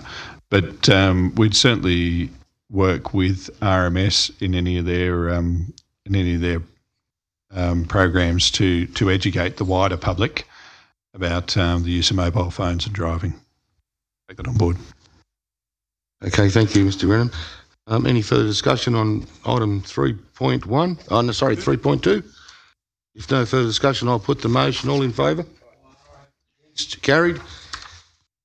Move on to item 3.3. Move the recommendation. Which is snow and ice, excuse me, on asphalt surfacing. Standing.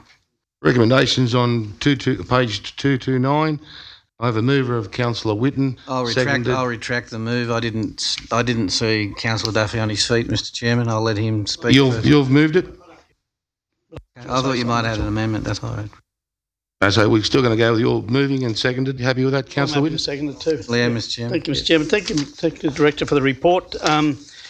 As I said, I drive buses all over this town here, and I drive a stock vehicle all over this town, and people drive all these vehicles all over this town from any employment, what it is. But what I do, I particularly mention the Racecourse Road area because that's where I've seen normal cars coming down around that bend and hitting and sliding out and running into the fences. I've also seen people on push bikes hit the deck there when there's been ice there. But I think probably the effort would be to, I think if we see a bit of ice there, to let the staff know and spread that magical salt around to display it, because that's what we're actually doing. Yeah, that's going to be a. I agree with, but I think it's a big call to try and get salt sprayed. Other areas around town as well. Sprayed all over town. Just have to wait till the ice melts, I guess. Is there signs up saying frosty when dry, or what? Frosty, be careful when it's. Are there signs up?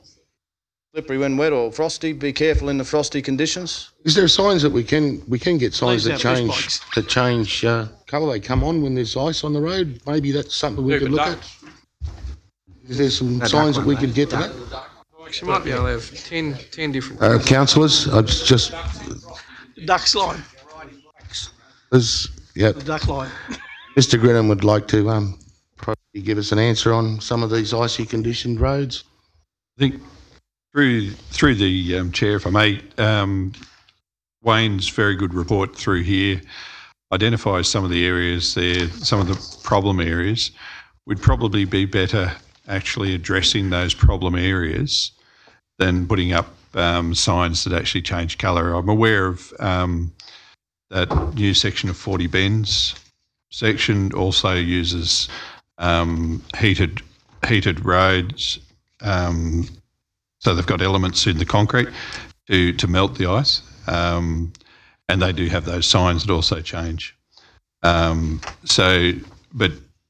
in the couple of known bad areas is where we have dips in the road where water actually crosses the road. We'd be better off investing the money in putting a culvert in those areas and addressing them permanently. Thank you. Any further discussion? If not, I'll put the motion. All in favour? Carried. Item 3.4, the 2019 Water Industry Operations Conference and Exhibition. Moved by Councillor Kidd, seconded by Councillor Duffy. Do we have any discussion on this item? No discussion. Councillor Duffy? I just think it could be very appropriate at that time if we don't get any meaningful rain. But I think there's just as a clarification, someone might be able to help me out here. There's a water conference on at the moment. I think there's Centrox at it somewhere. Is that correct? Yes, that's correct, through the chair. There's the Water Association and I think it's also Water Directorate of is it New South Wales Local Government. Anyone at it? We do, yes. We have Wayne Beattie at that one. Oh, yeah. Okay. Thank you. No further discussion. I'll put the motion. All in favour? Carried. That brings an end to the Infrastructure Policy Committee and call upon Councillor Hamling to conduct the Sports and Recreation.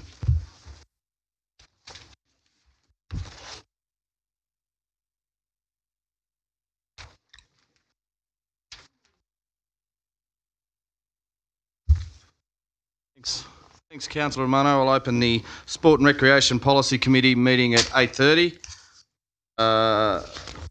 As there's no apologies, I'll move on to item 2.1.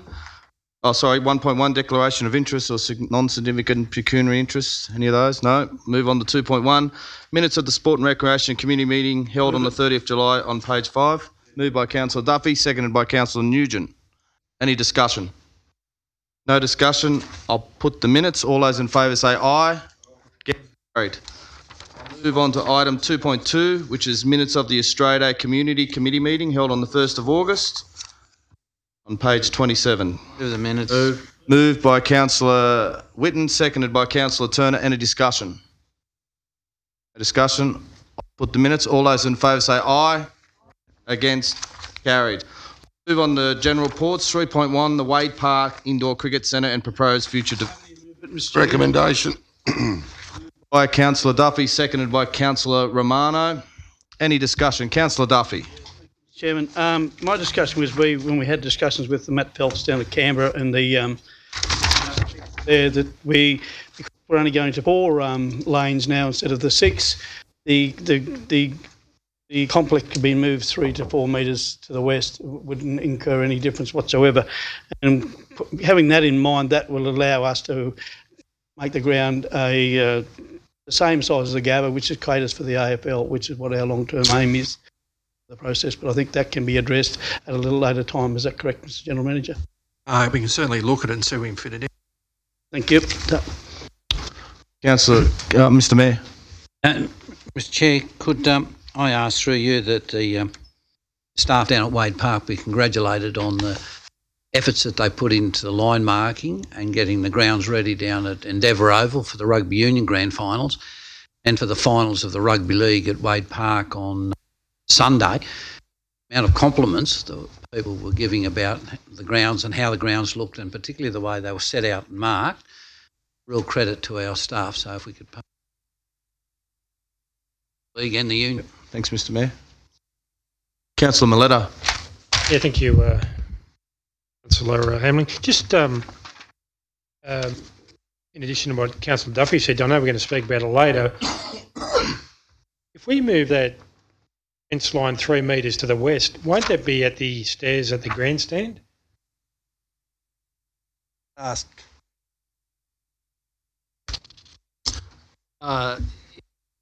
Through you, Mr. Chair, excuse me, page 89, I think it is, of the report. See a dotted line of the where the ground could be extended to the west. And you'll see that it does dot through the stairs in front of the existing grandstand. So if we were to do that, we would have to rework the stair access to the grandstand. But we could do that through those stairs round to the side of the grandstand. Yeah, that would be required. How would that affect, in your opinion, how would that affect access to those it's underneath, the change rooms underneath then? Impact on the access to the... Thank you. Councillor Nugent. Just a quick question about, thanks Mr. Chair, the 4, originally the design was 6, going back to 4. Design allow for an expansion to 6? Yep. Yeah, it does, like it allows If we need fairly easily. Yep, if we need to build on, we can do that. Councillor Duffy. I'm happy to close the debate. No one else. So my other issue that is, I think that we need to actually source the funding for the. Yep. Have it ready to go. Yeah, and R2, it is to seek funding, part 2 of the motion. Any other discussion? I'll put the motion. All those in favour, say aye. It's carried. I just wanted to bring something up from the chair. Probably at the start of the year, I did ask a letter to go off to the Education Minister about compulsory swimming lessons in primary school, kindergarten. I'm under the understanding yesterday the Queensland Government have brought swimming lessons into their criteria. We sent off one letter, did not get a response. We sent off another letter and didn't get a response from the State Education Minister. I'm just a bit cranky that we haven't even got a response. All we asked was to meet to probably discuss it and maybe use Orange as a pilot sort of situation. So I don't know. Well, just on that, I agree with you totally. If they're not responding to it, I think that we'll put that minister on our all list too, and we'll go and see them personally. Yeah, that'd be great. Got time, organised time, we'll go and rattle on their door. I think it's rude not to get a response. But secondly, I think it is a major issue, and everyone would support swimming coming back in primary and infant schools, and certainly in line with Queensland are actually doing it. Yeah, and it's not swimming, it's just compulsory safety. Child safety, yeah. Okay, I'll close the meeting. Oh, sorry, Councillor Malone. I was just going to suggest that it might be an expectation that the council could approach the local member. Yep. Get him to make a representation. Thanks. Okay, I'll close the meeting at 8:37 and call on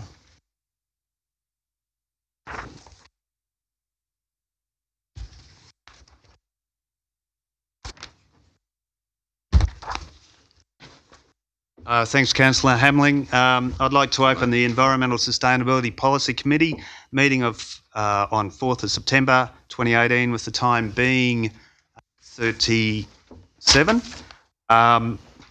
Firstly, does any councillor have a pecuniary interest, significant non-pecuniary interest, or less than significant non-pecuniary interest in any matter on the agenda for this meeting? No? Okay, so moving to item 2.1. Moved. Minutes of the Environment Sustainability Committee moved. There's a recommendation on page 5 and it's already been moved by Councillor McRae, seconded by Councillor Mileto. Does anyone have any comments or discussion?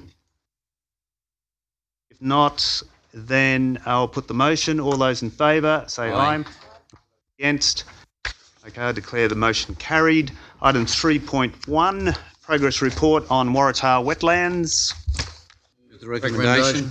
Thank you, Councillor Kidd, and seconded by Councillor Turner. Thank you, Councillor Turner. Any discussion on this particular item?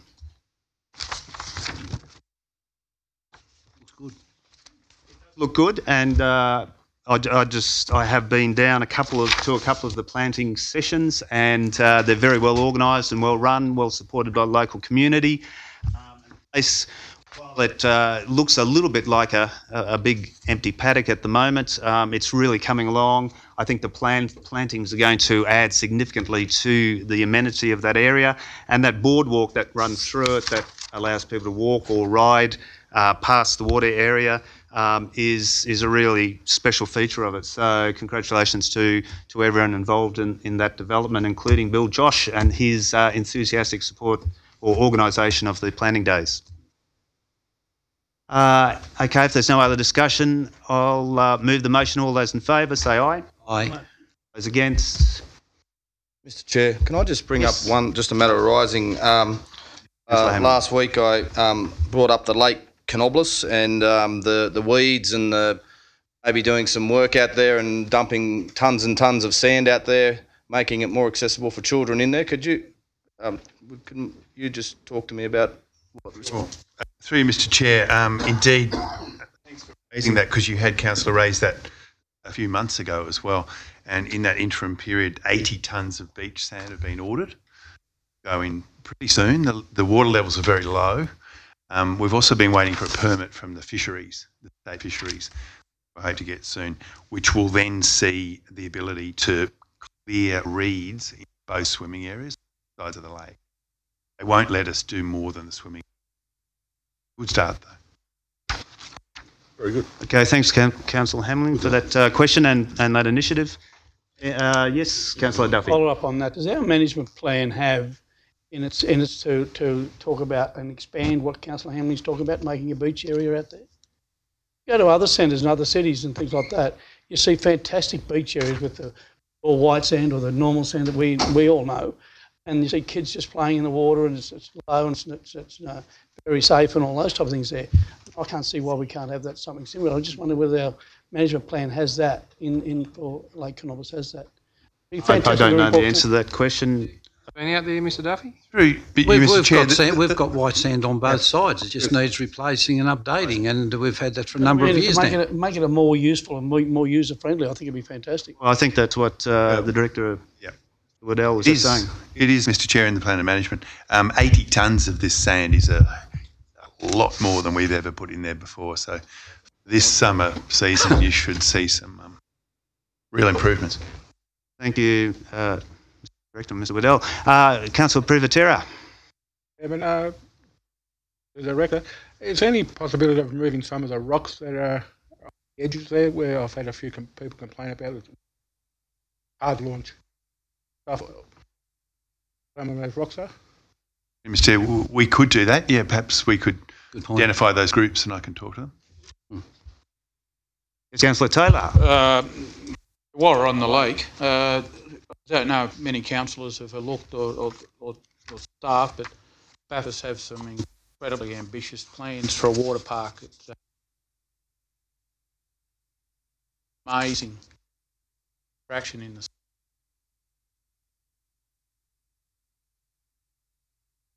Lake Canobolas. I agree with Councillor Duffy. I mean, those safe areas, turn it into a water park that people can go out, the barbecue, expand on what's there. But it is a really ambitious thing that the Bathurst Council and they're doing with Ben Chifley.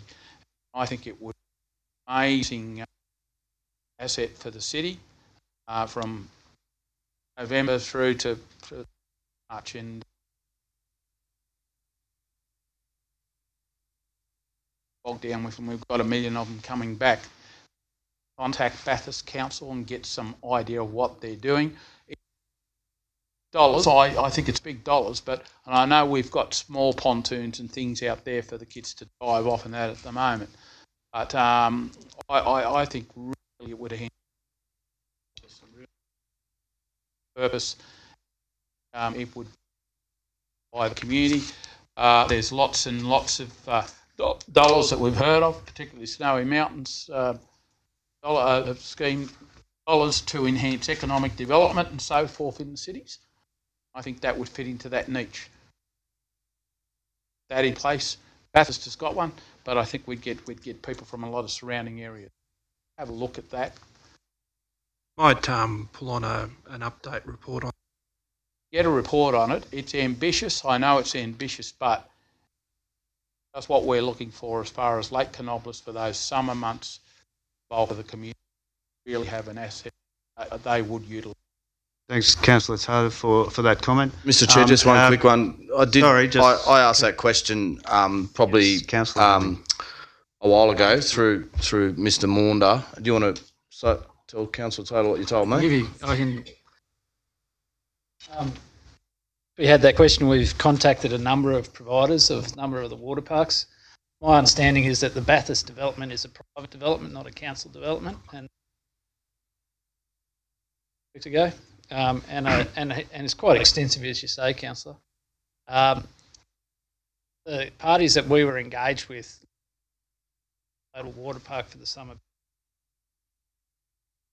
their interest has declined since that DA was approved. Bathurst.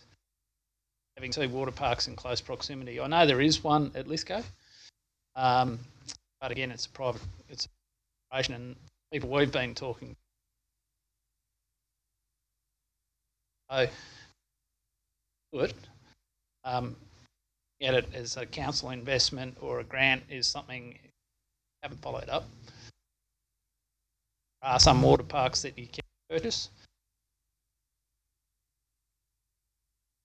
Do with it in the winter. All I'm saying, Mr. Chairman, is just can we look outside the square and have a look at how we can really vitalise and utilise the lake to its fullest potential. Thanks, Councillor Taylor. I think the greater activation of Lake Canobolas has been a subject of discussion. It's also something that came up in the community strategic plan, I believe. So I take that point. Any other discussion or questions? Otherwise, I've got a question. I've got a question. Councillor Romano. The Flying Fox is that operational at Lake Canobolas? Because last time I've been there a couple of times and it's been not operational. Is there a reason? Or one or the other? Just before I ask the director to respond, I was out there maybe a month or so ago doing orienteering and came across the dam wall, and there were people on that Flying Fox at that point. The one on the other side. Mr. Chair, there used to be a Flying Fox on the eastern side. Eastern side, yeah. New one on the western side is going quite well. Yeah. Thank you. But the other one is closed. All right, I'll attempt to close the meeting once again.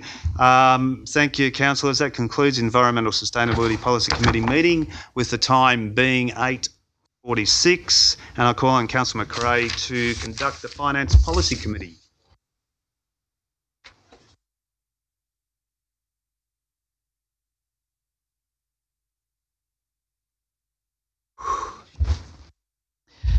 Thank you, Councillor Nugent. I would like to open the Finance Policy Committee meeting on 4th of September 2018, with the time being 8:45 p.m.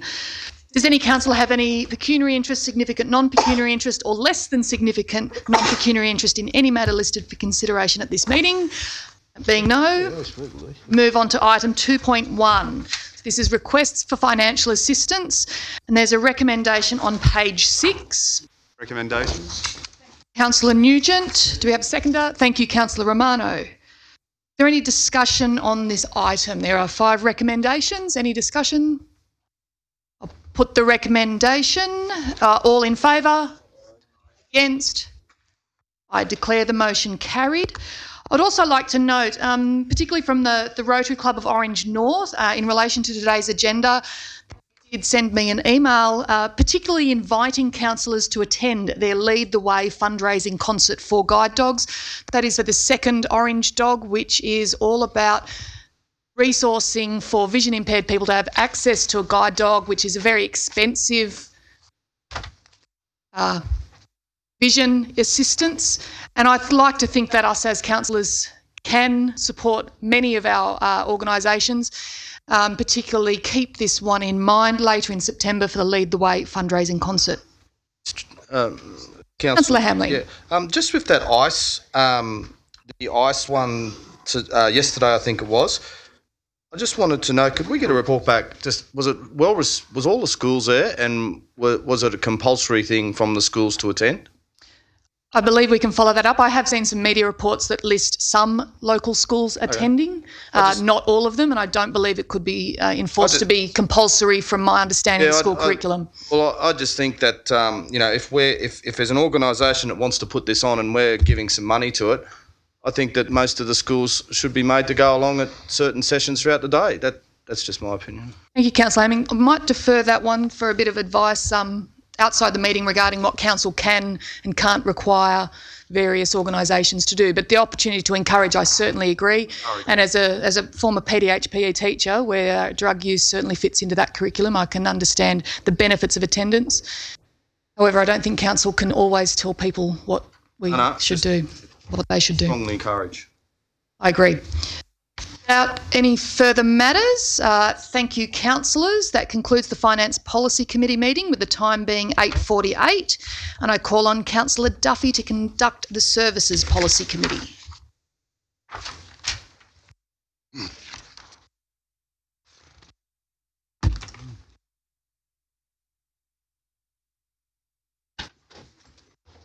Thank you, councillors. I declare the Services Policy Committee open at 49, and move on to 1.1, which is declarations of pecuniary interests, significant non-pecuniary interests, and less than significant non-pecuniary interests.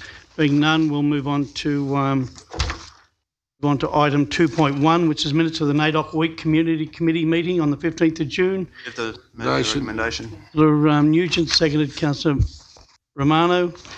Any discussion? No discussion. I'll put that recommendation. All those in favour say aye. Item number 2.2, minutes of the NAIDOC Week Committee meeting on the 20th of July 2018. The mover and Councillor Nugent, seconded Councillor Prevotera. Discussion? No discussion. I'll put that resolution. All those in favour say aye. Again, carried. Minutes of the Orange Regional Museum Committee on the 17th of July on 2.3. There's a recommendation there. Moved by Councillor Prevotera, seconded by Councillor... Yep. Councillor Kidd. Any discussion? Put that recommendation. All those in favour say aye. Against, carried. Item 2.4, minutes of the Spring Hill Community Committee on the 16th of August 2018. There's a recommendation there on page 81. Moved by Councillor Miletto, seconded by Councillor Turner. Any discussion? No discussion. I'll put that recommendation. All those in favour say aye. Aye. We move on to general reports. Item 3. Item 3.1 is the recreational use of Gosling Creek. Move the recommendation. Been moved and seconded by Councillor. Any discussion? Councillor Nugent. Thanks, Mr. Chair. I realise that this motion is to put this proposal out for public exhibition.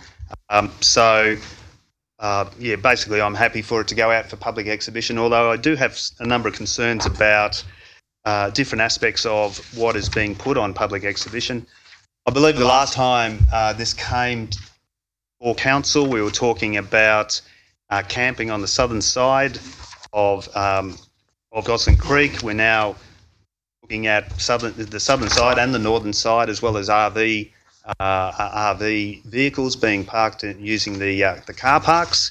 So that's a significant additional amount of use of that site, and additional sort of use of the facilities out there, and also additional costs.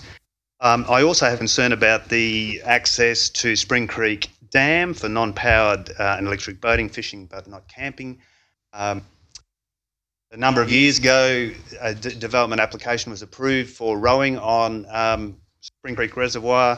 There was a large number of conditions applied to that, granting that approval, and largely because of the bird life, the water bird life that use Spring Creek Reservoir and the areas around it for nesting and habitat. So my preference would actually be to see Zuma Park Dam opened up for non-powered and electric boating. Preference to Spring Creek Dam. Now I realise that's our primary water source, but I also understand that boating happens on Chifley Dam, which is Bathurst's primary water source. So I think it's while we're just putting this out for public exhibition, and I'm sure that many members of the community will provide comment in terms of their thoughts and observations about these proposals. I think it's important to put that on the record, that there are concerns that council isn't unanimously behind this, and once this goes out, it's almost saying, well, that's what council believes should happen. Point of order, Mr. Chair. I don't understand that all of council isn't supporting this. This is only a recommendation to be going on exhibition, and there's plenty of time to discuss the finer details. Yeah, thank you, Councillor Prevotera. There's not really Romano. There's no point of order because the Councillor Nugent has expressed that decision that is only going on exhibition. No, the point taken though, Councillor Romano, it is only going on public exhibition. But if we just let it sail through without any sort of commentary, the public would rightly think, well, the council's wholly and solely in favour of these proposals. And I just want to say that I'm not wholly and solely in favour all of these proposals. Thank you. Any further speakers? Thank you, Mr. Chair. Look, I'd like to also speak that, yes, the public exhibition is the way to get the public feedback, but I am very much against Councillor Nugent's suggestion that we should have increased activity on our main water supply at Zuma Park. I would like to see really great public debate and feedback on this proposal.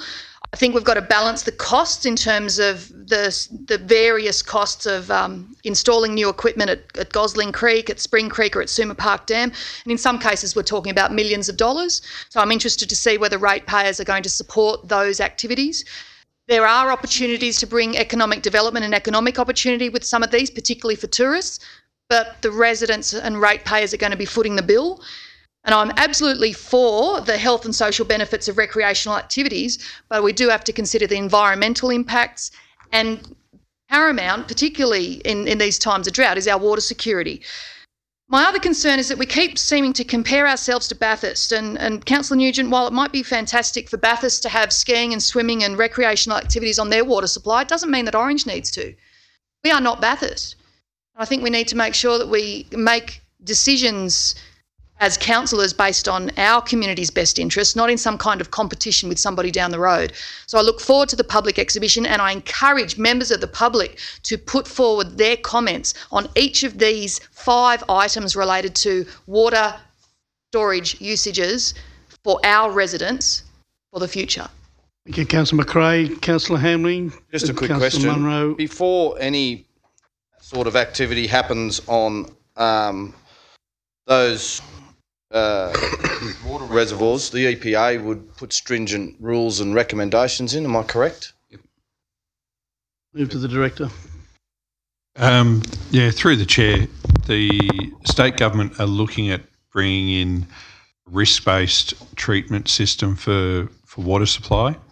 Currently, we have a fairly pristine water supply with a very small catchment area that would require minimal additional works as far as fencing some of those riparian ways to keep it to a standard where the treatment that we've got at the moment is perfectly adequate.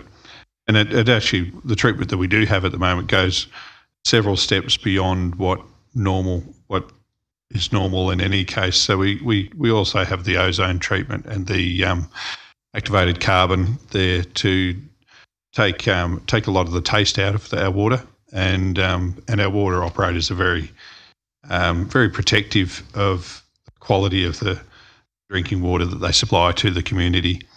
I get that. With the changes to the risk-based system, that would see any recreational activity on that dam would also require further treatment in the regards of UV sterilisation of the water, or other disinfection means, which may not be something that we want to impose on our ratepayers at this point in time. So after 28 days, it comes back to us. We vote yes or no, and then what happens if it does get up does it go to the EPA and then they put the rules and regs on it, or we do that before? Rules and regulations are put on before we vote on it. I'll ask the Director to make a comment on that, Councillor Hamling, because I'd imagine there would be in the report that comes back. Have a go at it. I would imagine that would have to come back to council, and we as councillors will be discussing this further, because there's a whole number of issues across the 3 or 4, and then if we want to go a certain direction, that's when you would ask for the EPA permission. Thank you, Mr. Mayor. I just want to go back to the Directors to answer your question, because I'd imagine most of that information would come back with the report. Mr. Chair, and I think from my point of view, there'll be exhibition, and then there'll be a decision as to what components of this council might support, and then there may well be DAs for individual uses. I mean, Kinross did a big DA, went to the Land Environment Court, went through the ringer.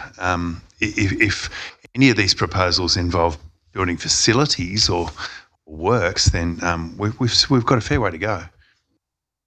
Okay. Councillor Munro. I support the idea of putting it out to 28 days. I do think it's a wonderful opportunity for Orange to look at every opportunity for tourism. There's a massive opportunity in Orange and around Orange for different types. We've talked about the bike track, we've taken obvious things. but yeah, I think we spread our stuff out so that we've got access to most of our waterways.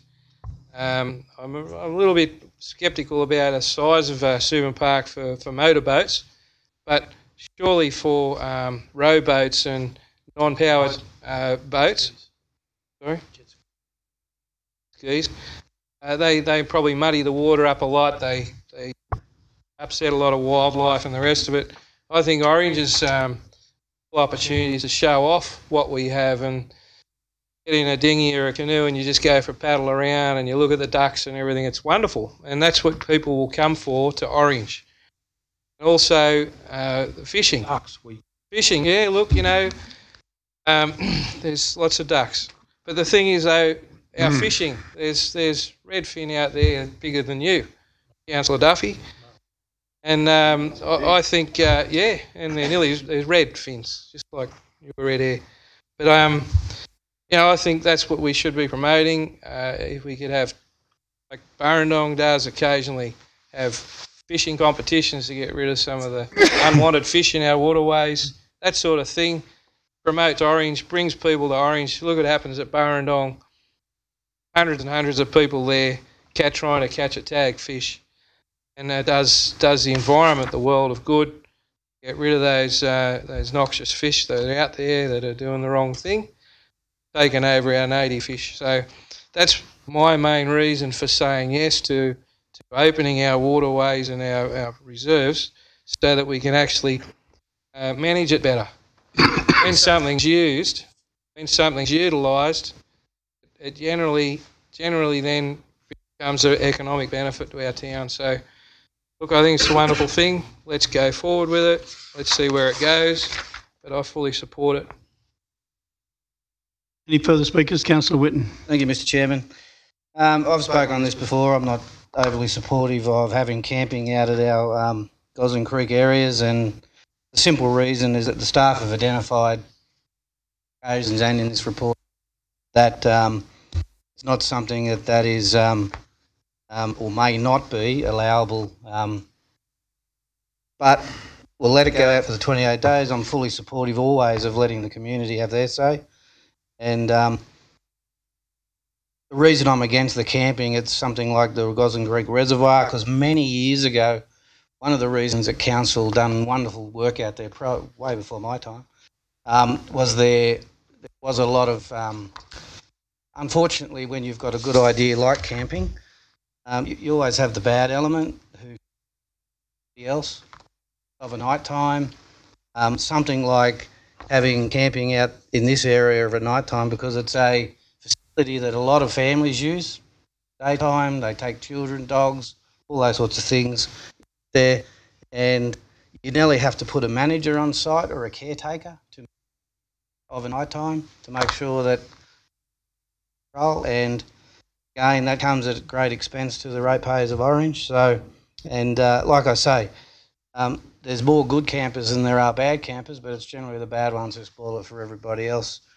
They do the wrong thing. So you'd have to have, my question is that how do we police that facility purposes? And I agree with the other speakers. Got a long way to go, and once you go near waterful communities, especially in times like we have now, drought and all those sorts of things, then you're going to have microscopes all over this thing. So we'll let the community have a say for that. Thank you, Councillor Whitten. Any further speakers? I just want to add the fact that this is an ongoing thing that happened from the previous council, and congratulations to Councillor Romano and Privateer for pursuing this matter a bit further and for going out the discussion. All these issues will come to the fore, I'd imagine. I put that recommendation. All those in favour say aye. Aye. It's carried. That brings to close the end of the Service Policy Committee, and I'd like to thank all councillors for their support for the 12 months and wish you all the best for the next 12 months. Thank you. And call on the Mayor, Councillor Kidd, to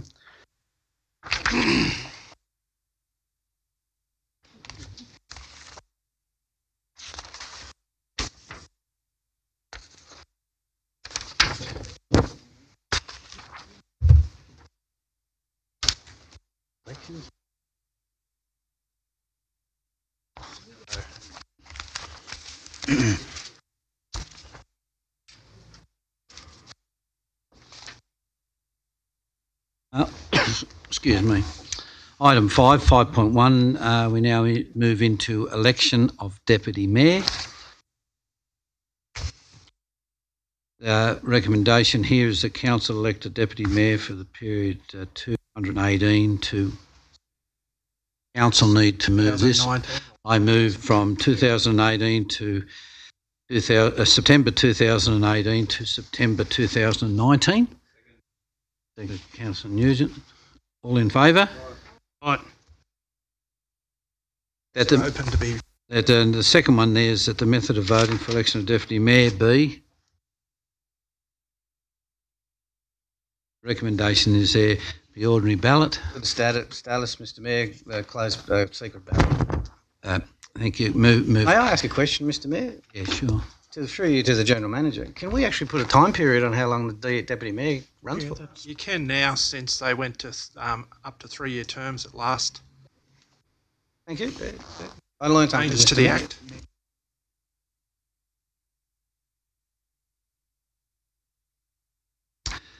Okay, that the method of voting for the election of deputy mayor be by ordinary ballot. Move Councillor Whitten. Who was the seconder?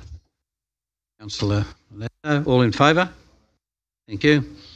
That the General Manager act as the returning officer conduct the election for deputy mayor. Move Councillor Duffy. Secondly, Councillor Nugent. All in favour? Aye. Against. Thank you. We'll just take a couple of minutes to set up.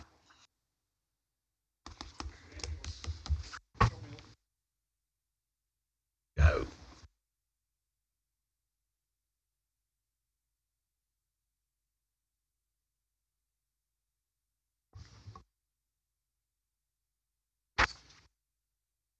Show us your sleeves, Mr Chairman.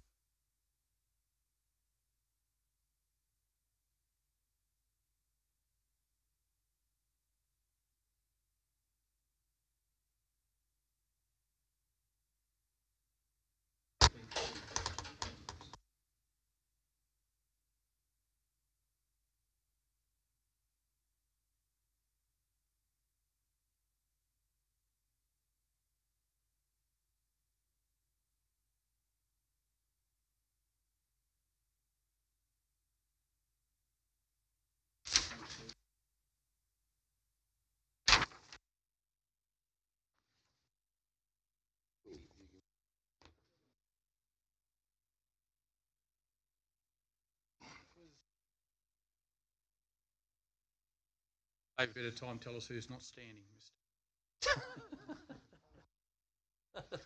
Policy meetings, those others.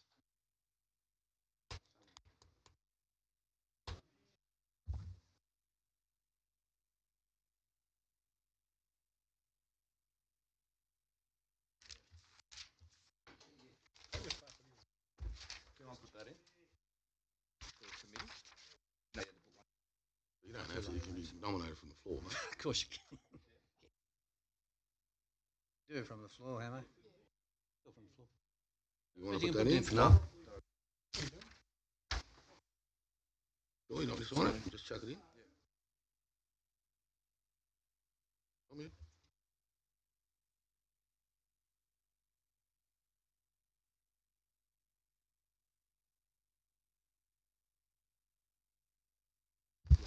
Yeah, right.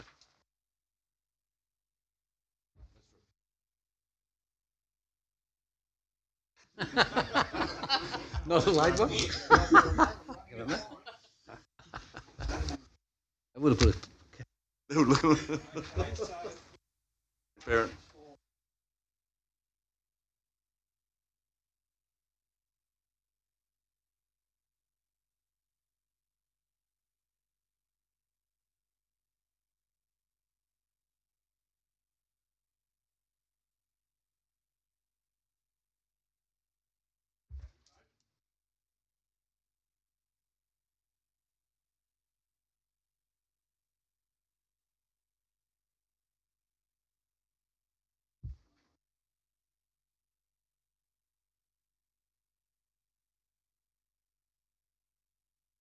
Intention has to be clear.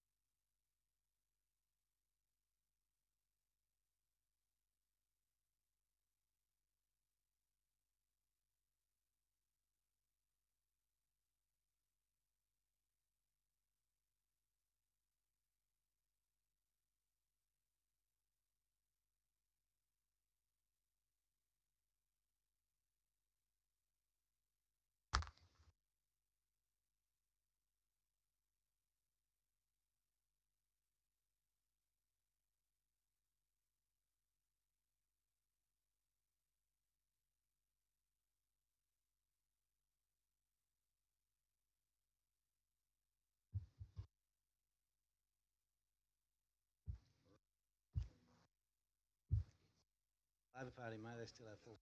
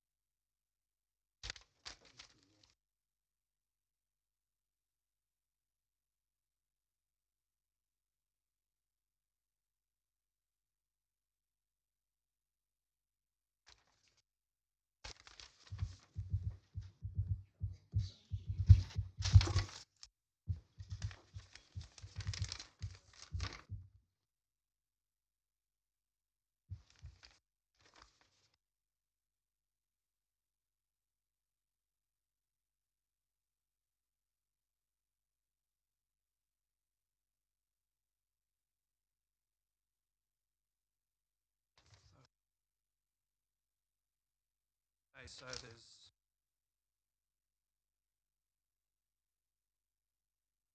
5 votes for Councillor Romano.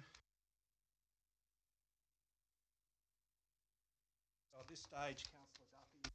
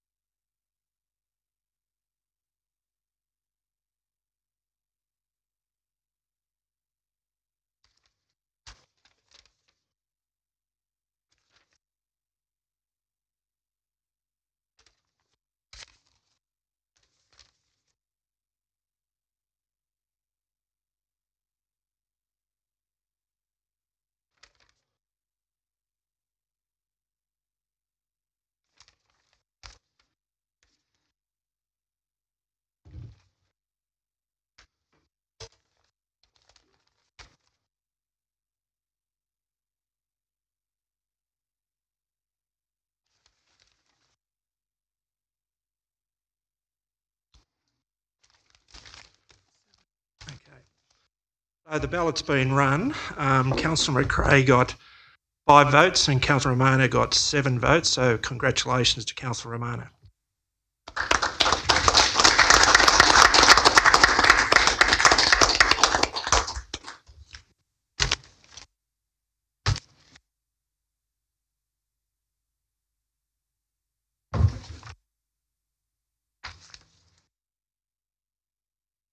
First of all, I'd like to congratulate Councillor Romano on a successful election, and Councillor Munro and Councillor Duffy and Councillor McRae putting their hands up. I would like to thank Councillor Joanna McRae for all the incredible work that she put in last year. Been a very, very, very good, supportive Deputy Mayor and Councillor. I thank her for all her efforts during that time. They're sure that that effort and vision will still be there. So thank you, Joanna. That's personally from me. Thank you.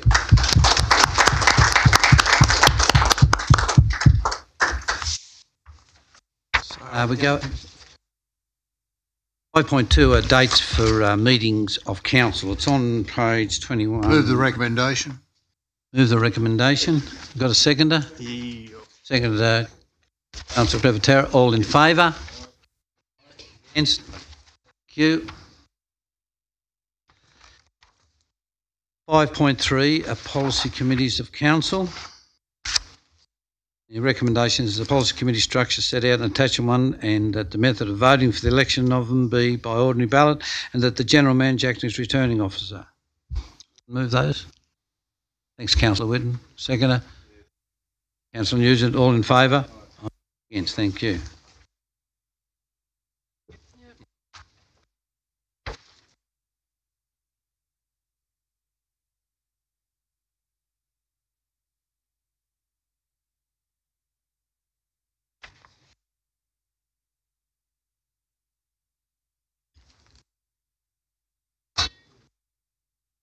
Oh.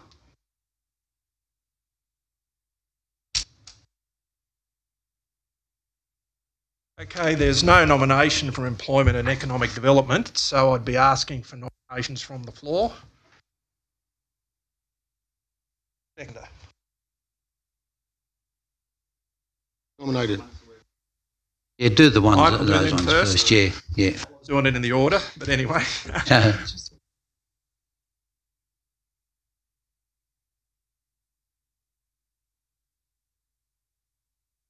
Okay, there's only one nomination for finance. That's Councillor McRae. Nominations? Councillor Munro. No. So further beyond Councillor Munro.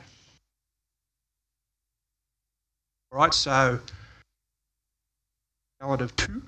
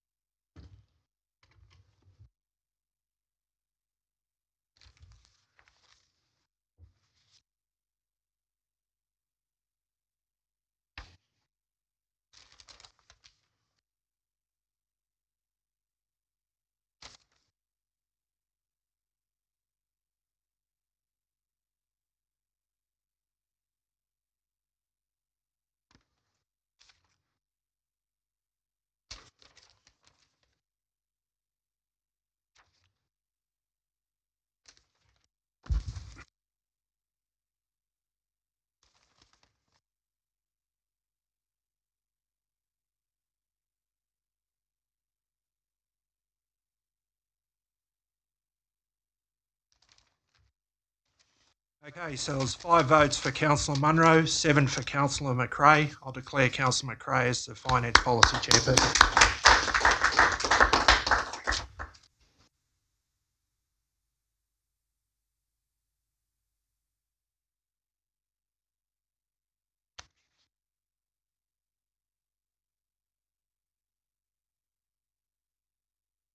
Okay, we have a for the Infrastructure Committee. That's Councillor Sam Romano.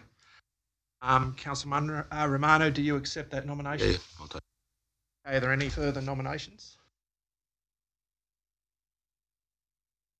There being no further nominations, I'll declare Councillor Romano as the Chair of Infrastructure.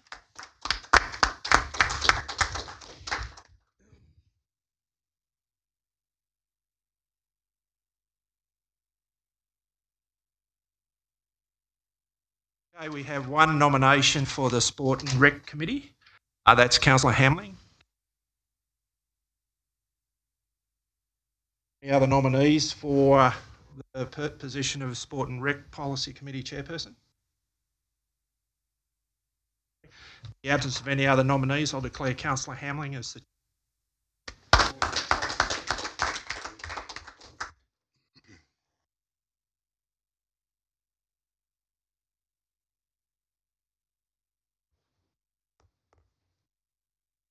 Okay.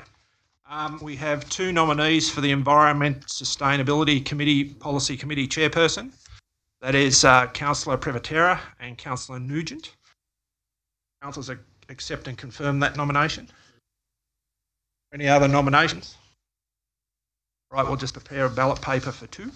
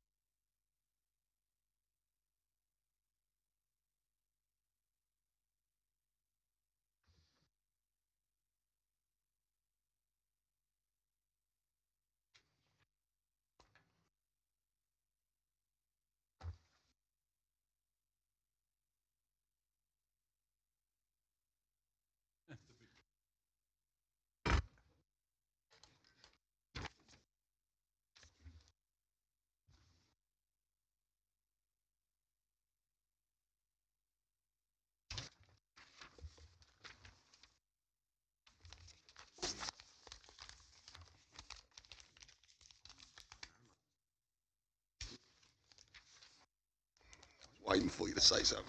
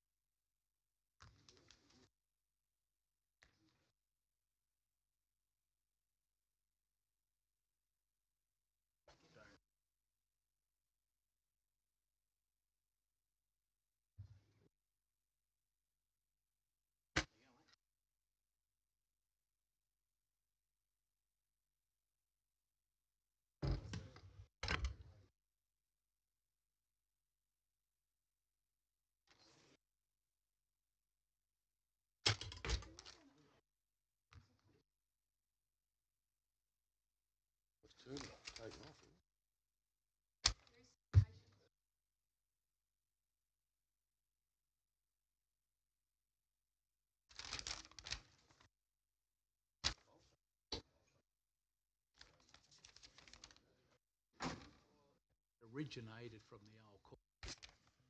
The whole right. The whole side of you, right?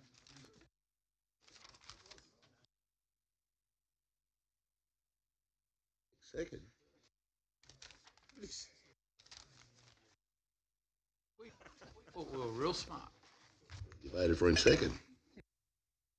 That was right versus right, but Better than last. Hey, councillors, we have 7 votes for Councillor Prevotera and 5 for Councillor Nugent, so I'll declare Councillor Prevotera as the Environment Policy Chairperson.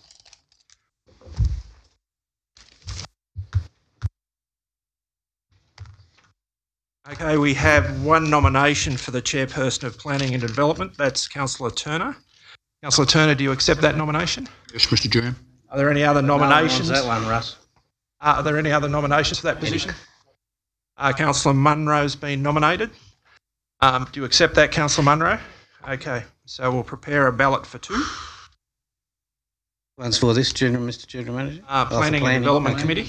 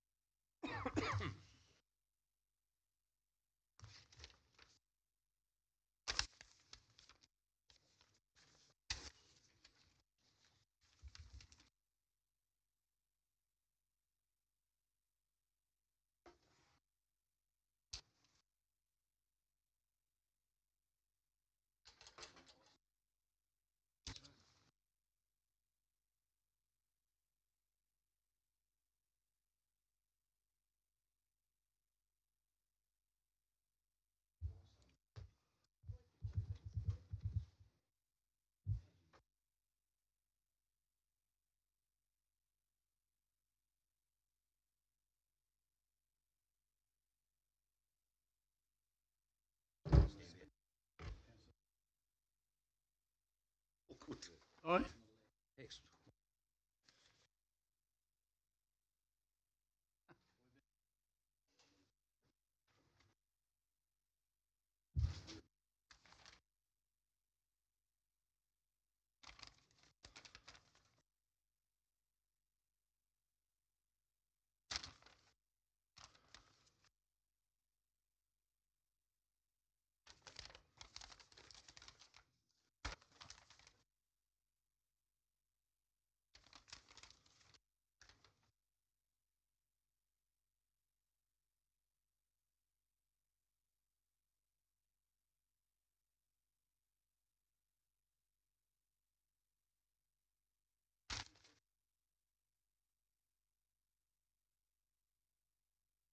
Okay, so Councillor Turner has 8 votes for the position of Planning Policy Committee Chair.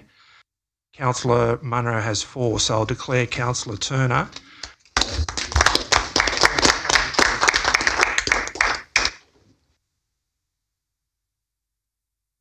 So, councillors, that means that there's not nominations at this point in time for the Employment and Economic Development Committee chairperson. Do you accept that nomination, Councillor Whitten? I do. All right. Are there any other nominations for that position? All right. Is there a seconder for that? And you accept that? Okay, so we'll prepare a ballot paper for 2. You can as well, yeah. So there's now. Do you wish to accept that, Councillor Miletto? This is for Employment and Economic Development. So the candidates are Councillor Whitten, Councillor Miletto and Councillor Munro.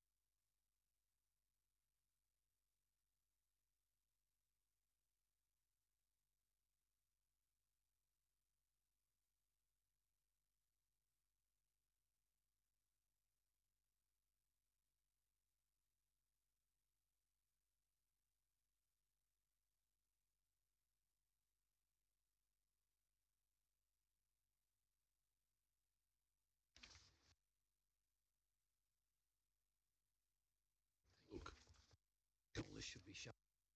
100%.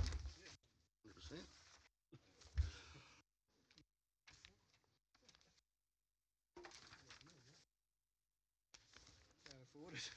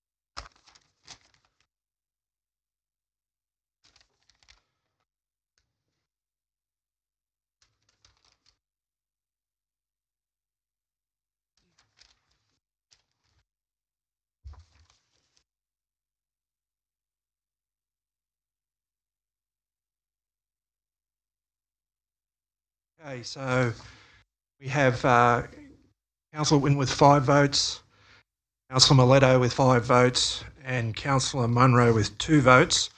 So at this point, Councillor Munro will be excluded from the ballot, and we'll prepare a ballot paper for Councillor Miletto and Councillor Whitten.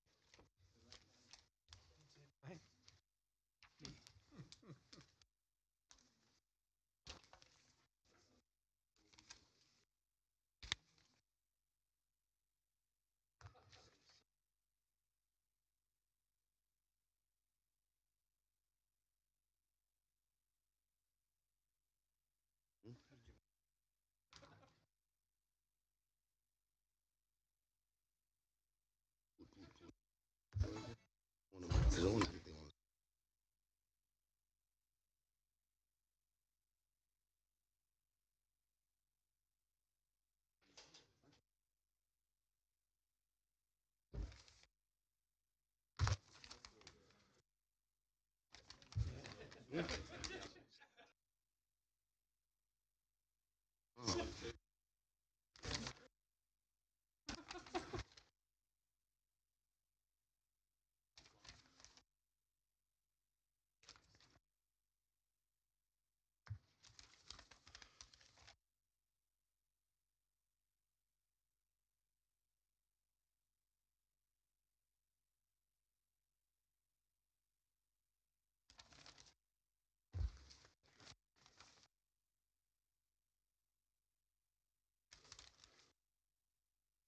Okay, we have an equality of voting, which means I'm going to have to prepare 2 pieces of paper, put them in there, shake it up and draw one out. The person I draw out will be declared the chairperson of the committee. Got $1 that? We'll just karaoke toss. Yeah? Idea for $1.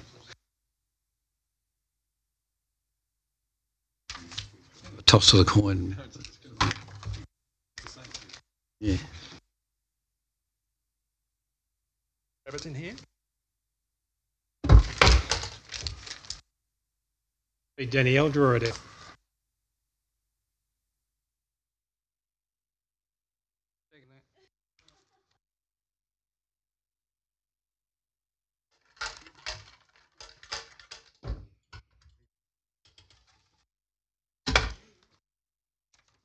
The winner tonight is Councillor Miletto.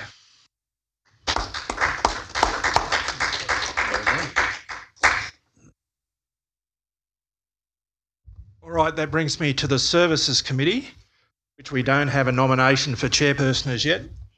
I'm calling for nominations now. Do you accept Councillor Duffy? No. I'll nominate Councillor Thank you Nugent. at the end of my speech. Thank you at the end of my thing. Is that what that was? So we have a nomination would've got a for message. Councillor Nugent. Accept Councillor Nugent? Okay. Are there any other nominations? I'll have a crack at that too. All right, we'll put, is there a seconder for that nomination? Yep. Okay, and you accept, of course. We'll prepare a ballot paper for 2.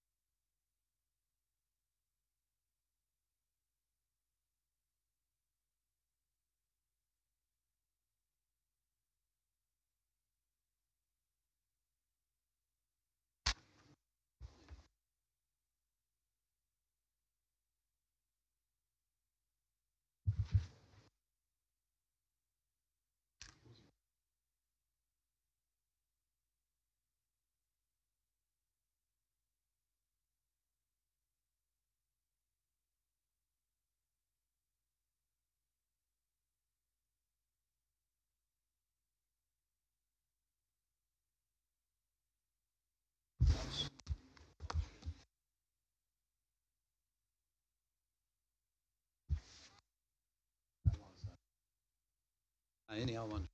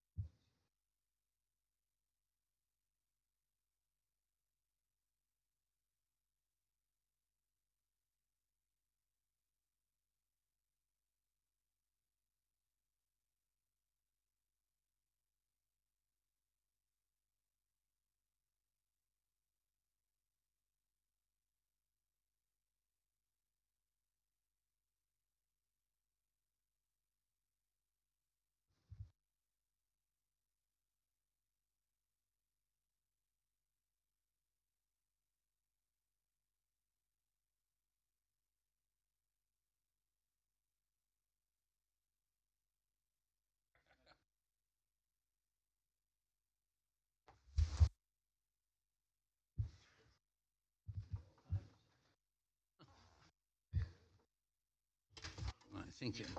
Eh?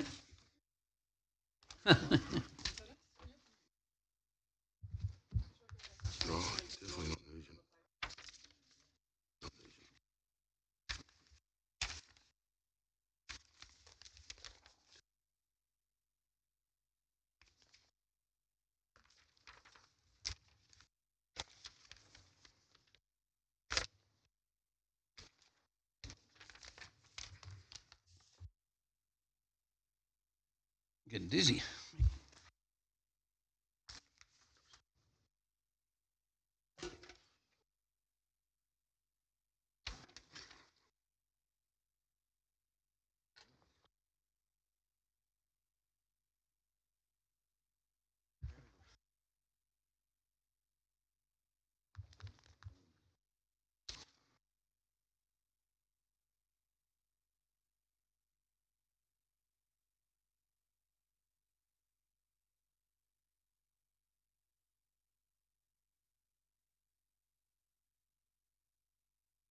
When do you realise you're on television?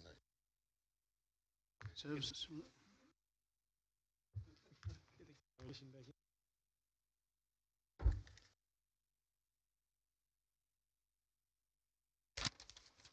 not supposed to be happy. Councillors. Be happy. We'll try and change that.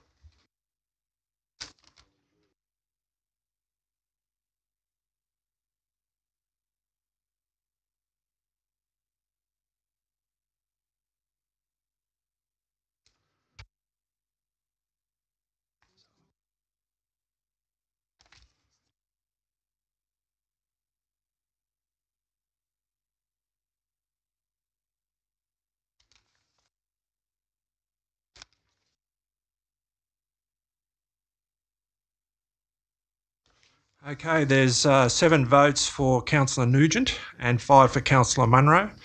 I'll declare Councillor Nugent as the chair of the Services Policy Committee. It's to an end the Policy Committee elections. If we may, we have, give the full titles. For planning, we have Councillor Turner. For infrastructure, Councillor Romano. For sport, Hamling. Environment, Councillor Privatera. Finance, Councillor McRae. Economic Development, Councillor Miletto. And Services, Councillor Nugent. Congratulations to all those councillors.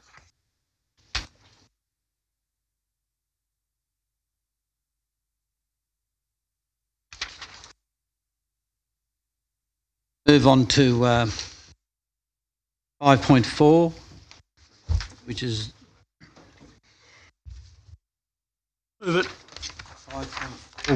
the 2017-2018 financial statements. Move at Councillor Duffy, a seconder. Councillor Privatera, all in favour? Aye. Thank you. 5.5. We have the performance indicators for the final quarter. There will be a test on that next council meeting. Second it. All in favour? Thank you. 5.6 is the update on the Crown Land Negotiation Program. Recommendations. Seconder. Councillor Privatera, all in favour? Thank you. 5.7 is the annual waste diversion and education strategy implementation. Mover Councillor Hamling, seconder Councillor Nugent. Favour? Yes. Thank you. Close, I'd like to acknowledge up the back there Dr. Joe McRae, and thanks very much for all that great work you've been doing in the area of care and push for palliative, so getting a little bit closer. At 1 minute past 10, and thank you all very, very much.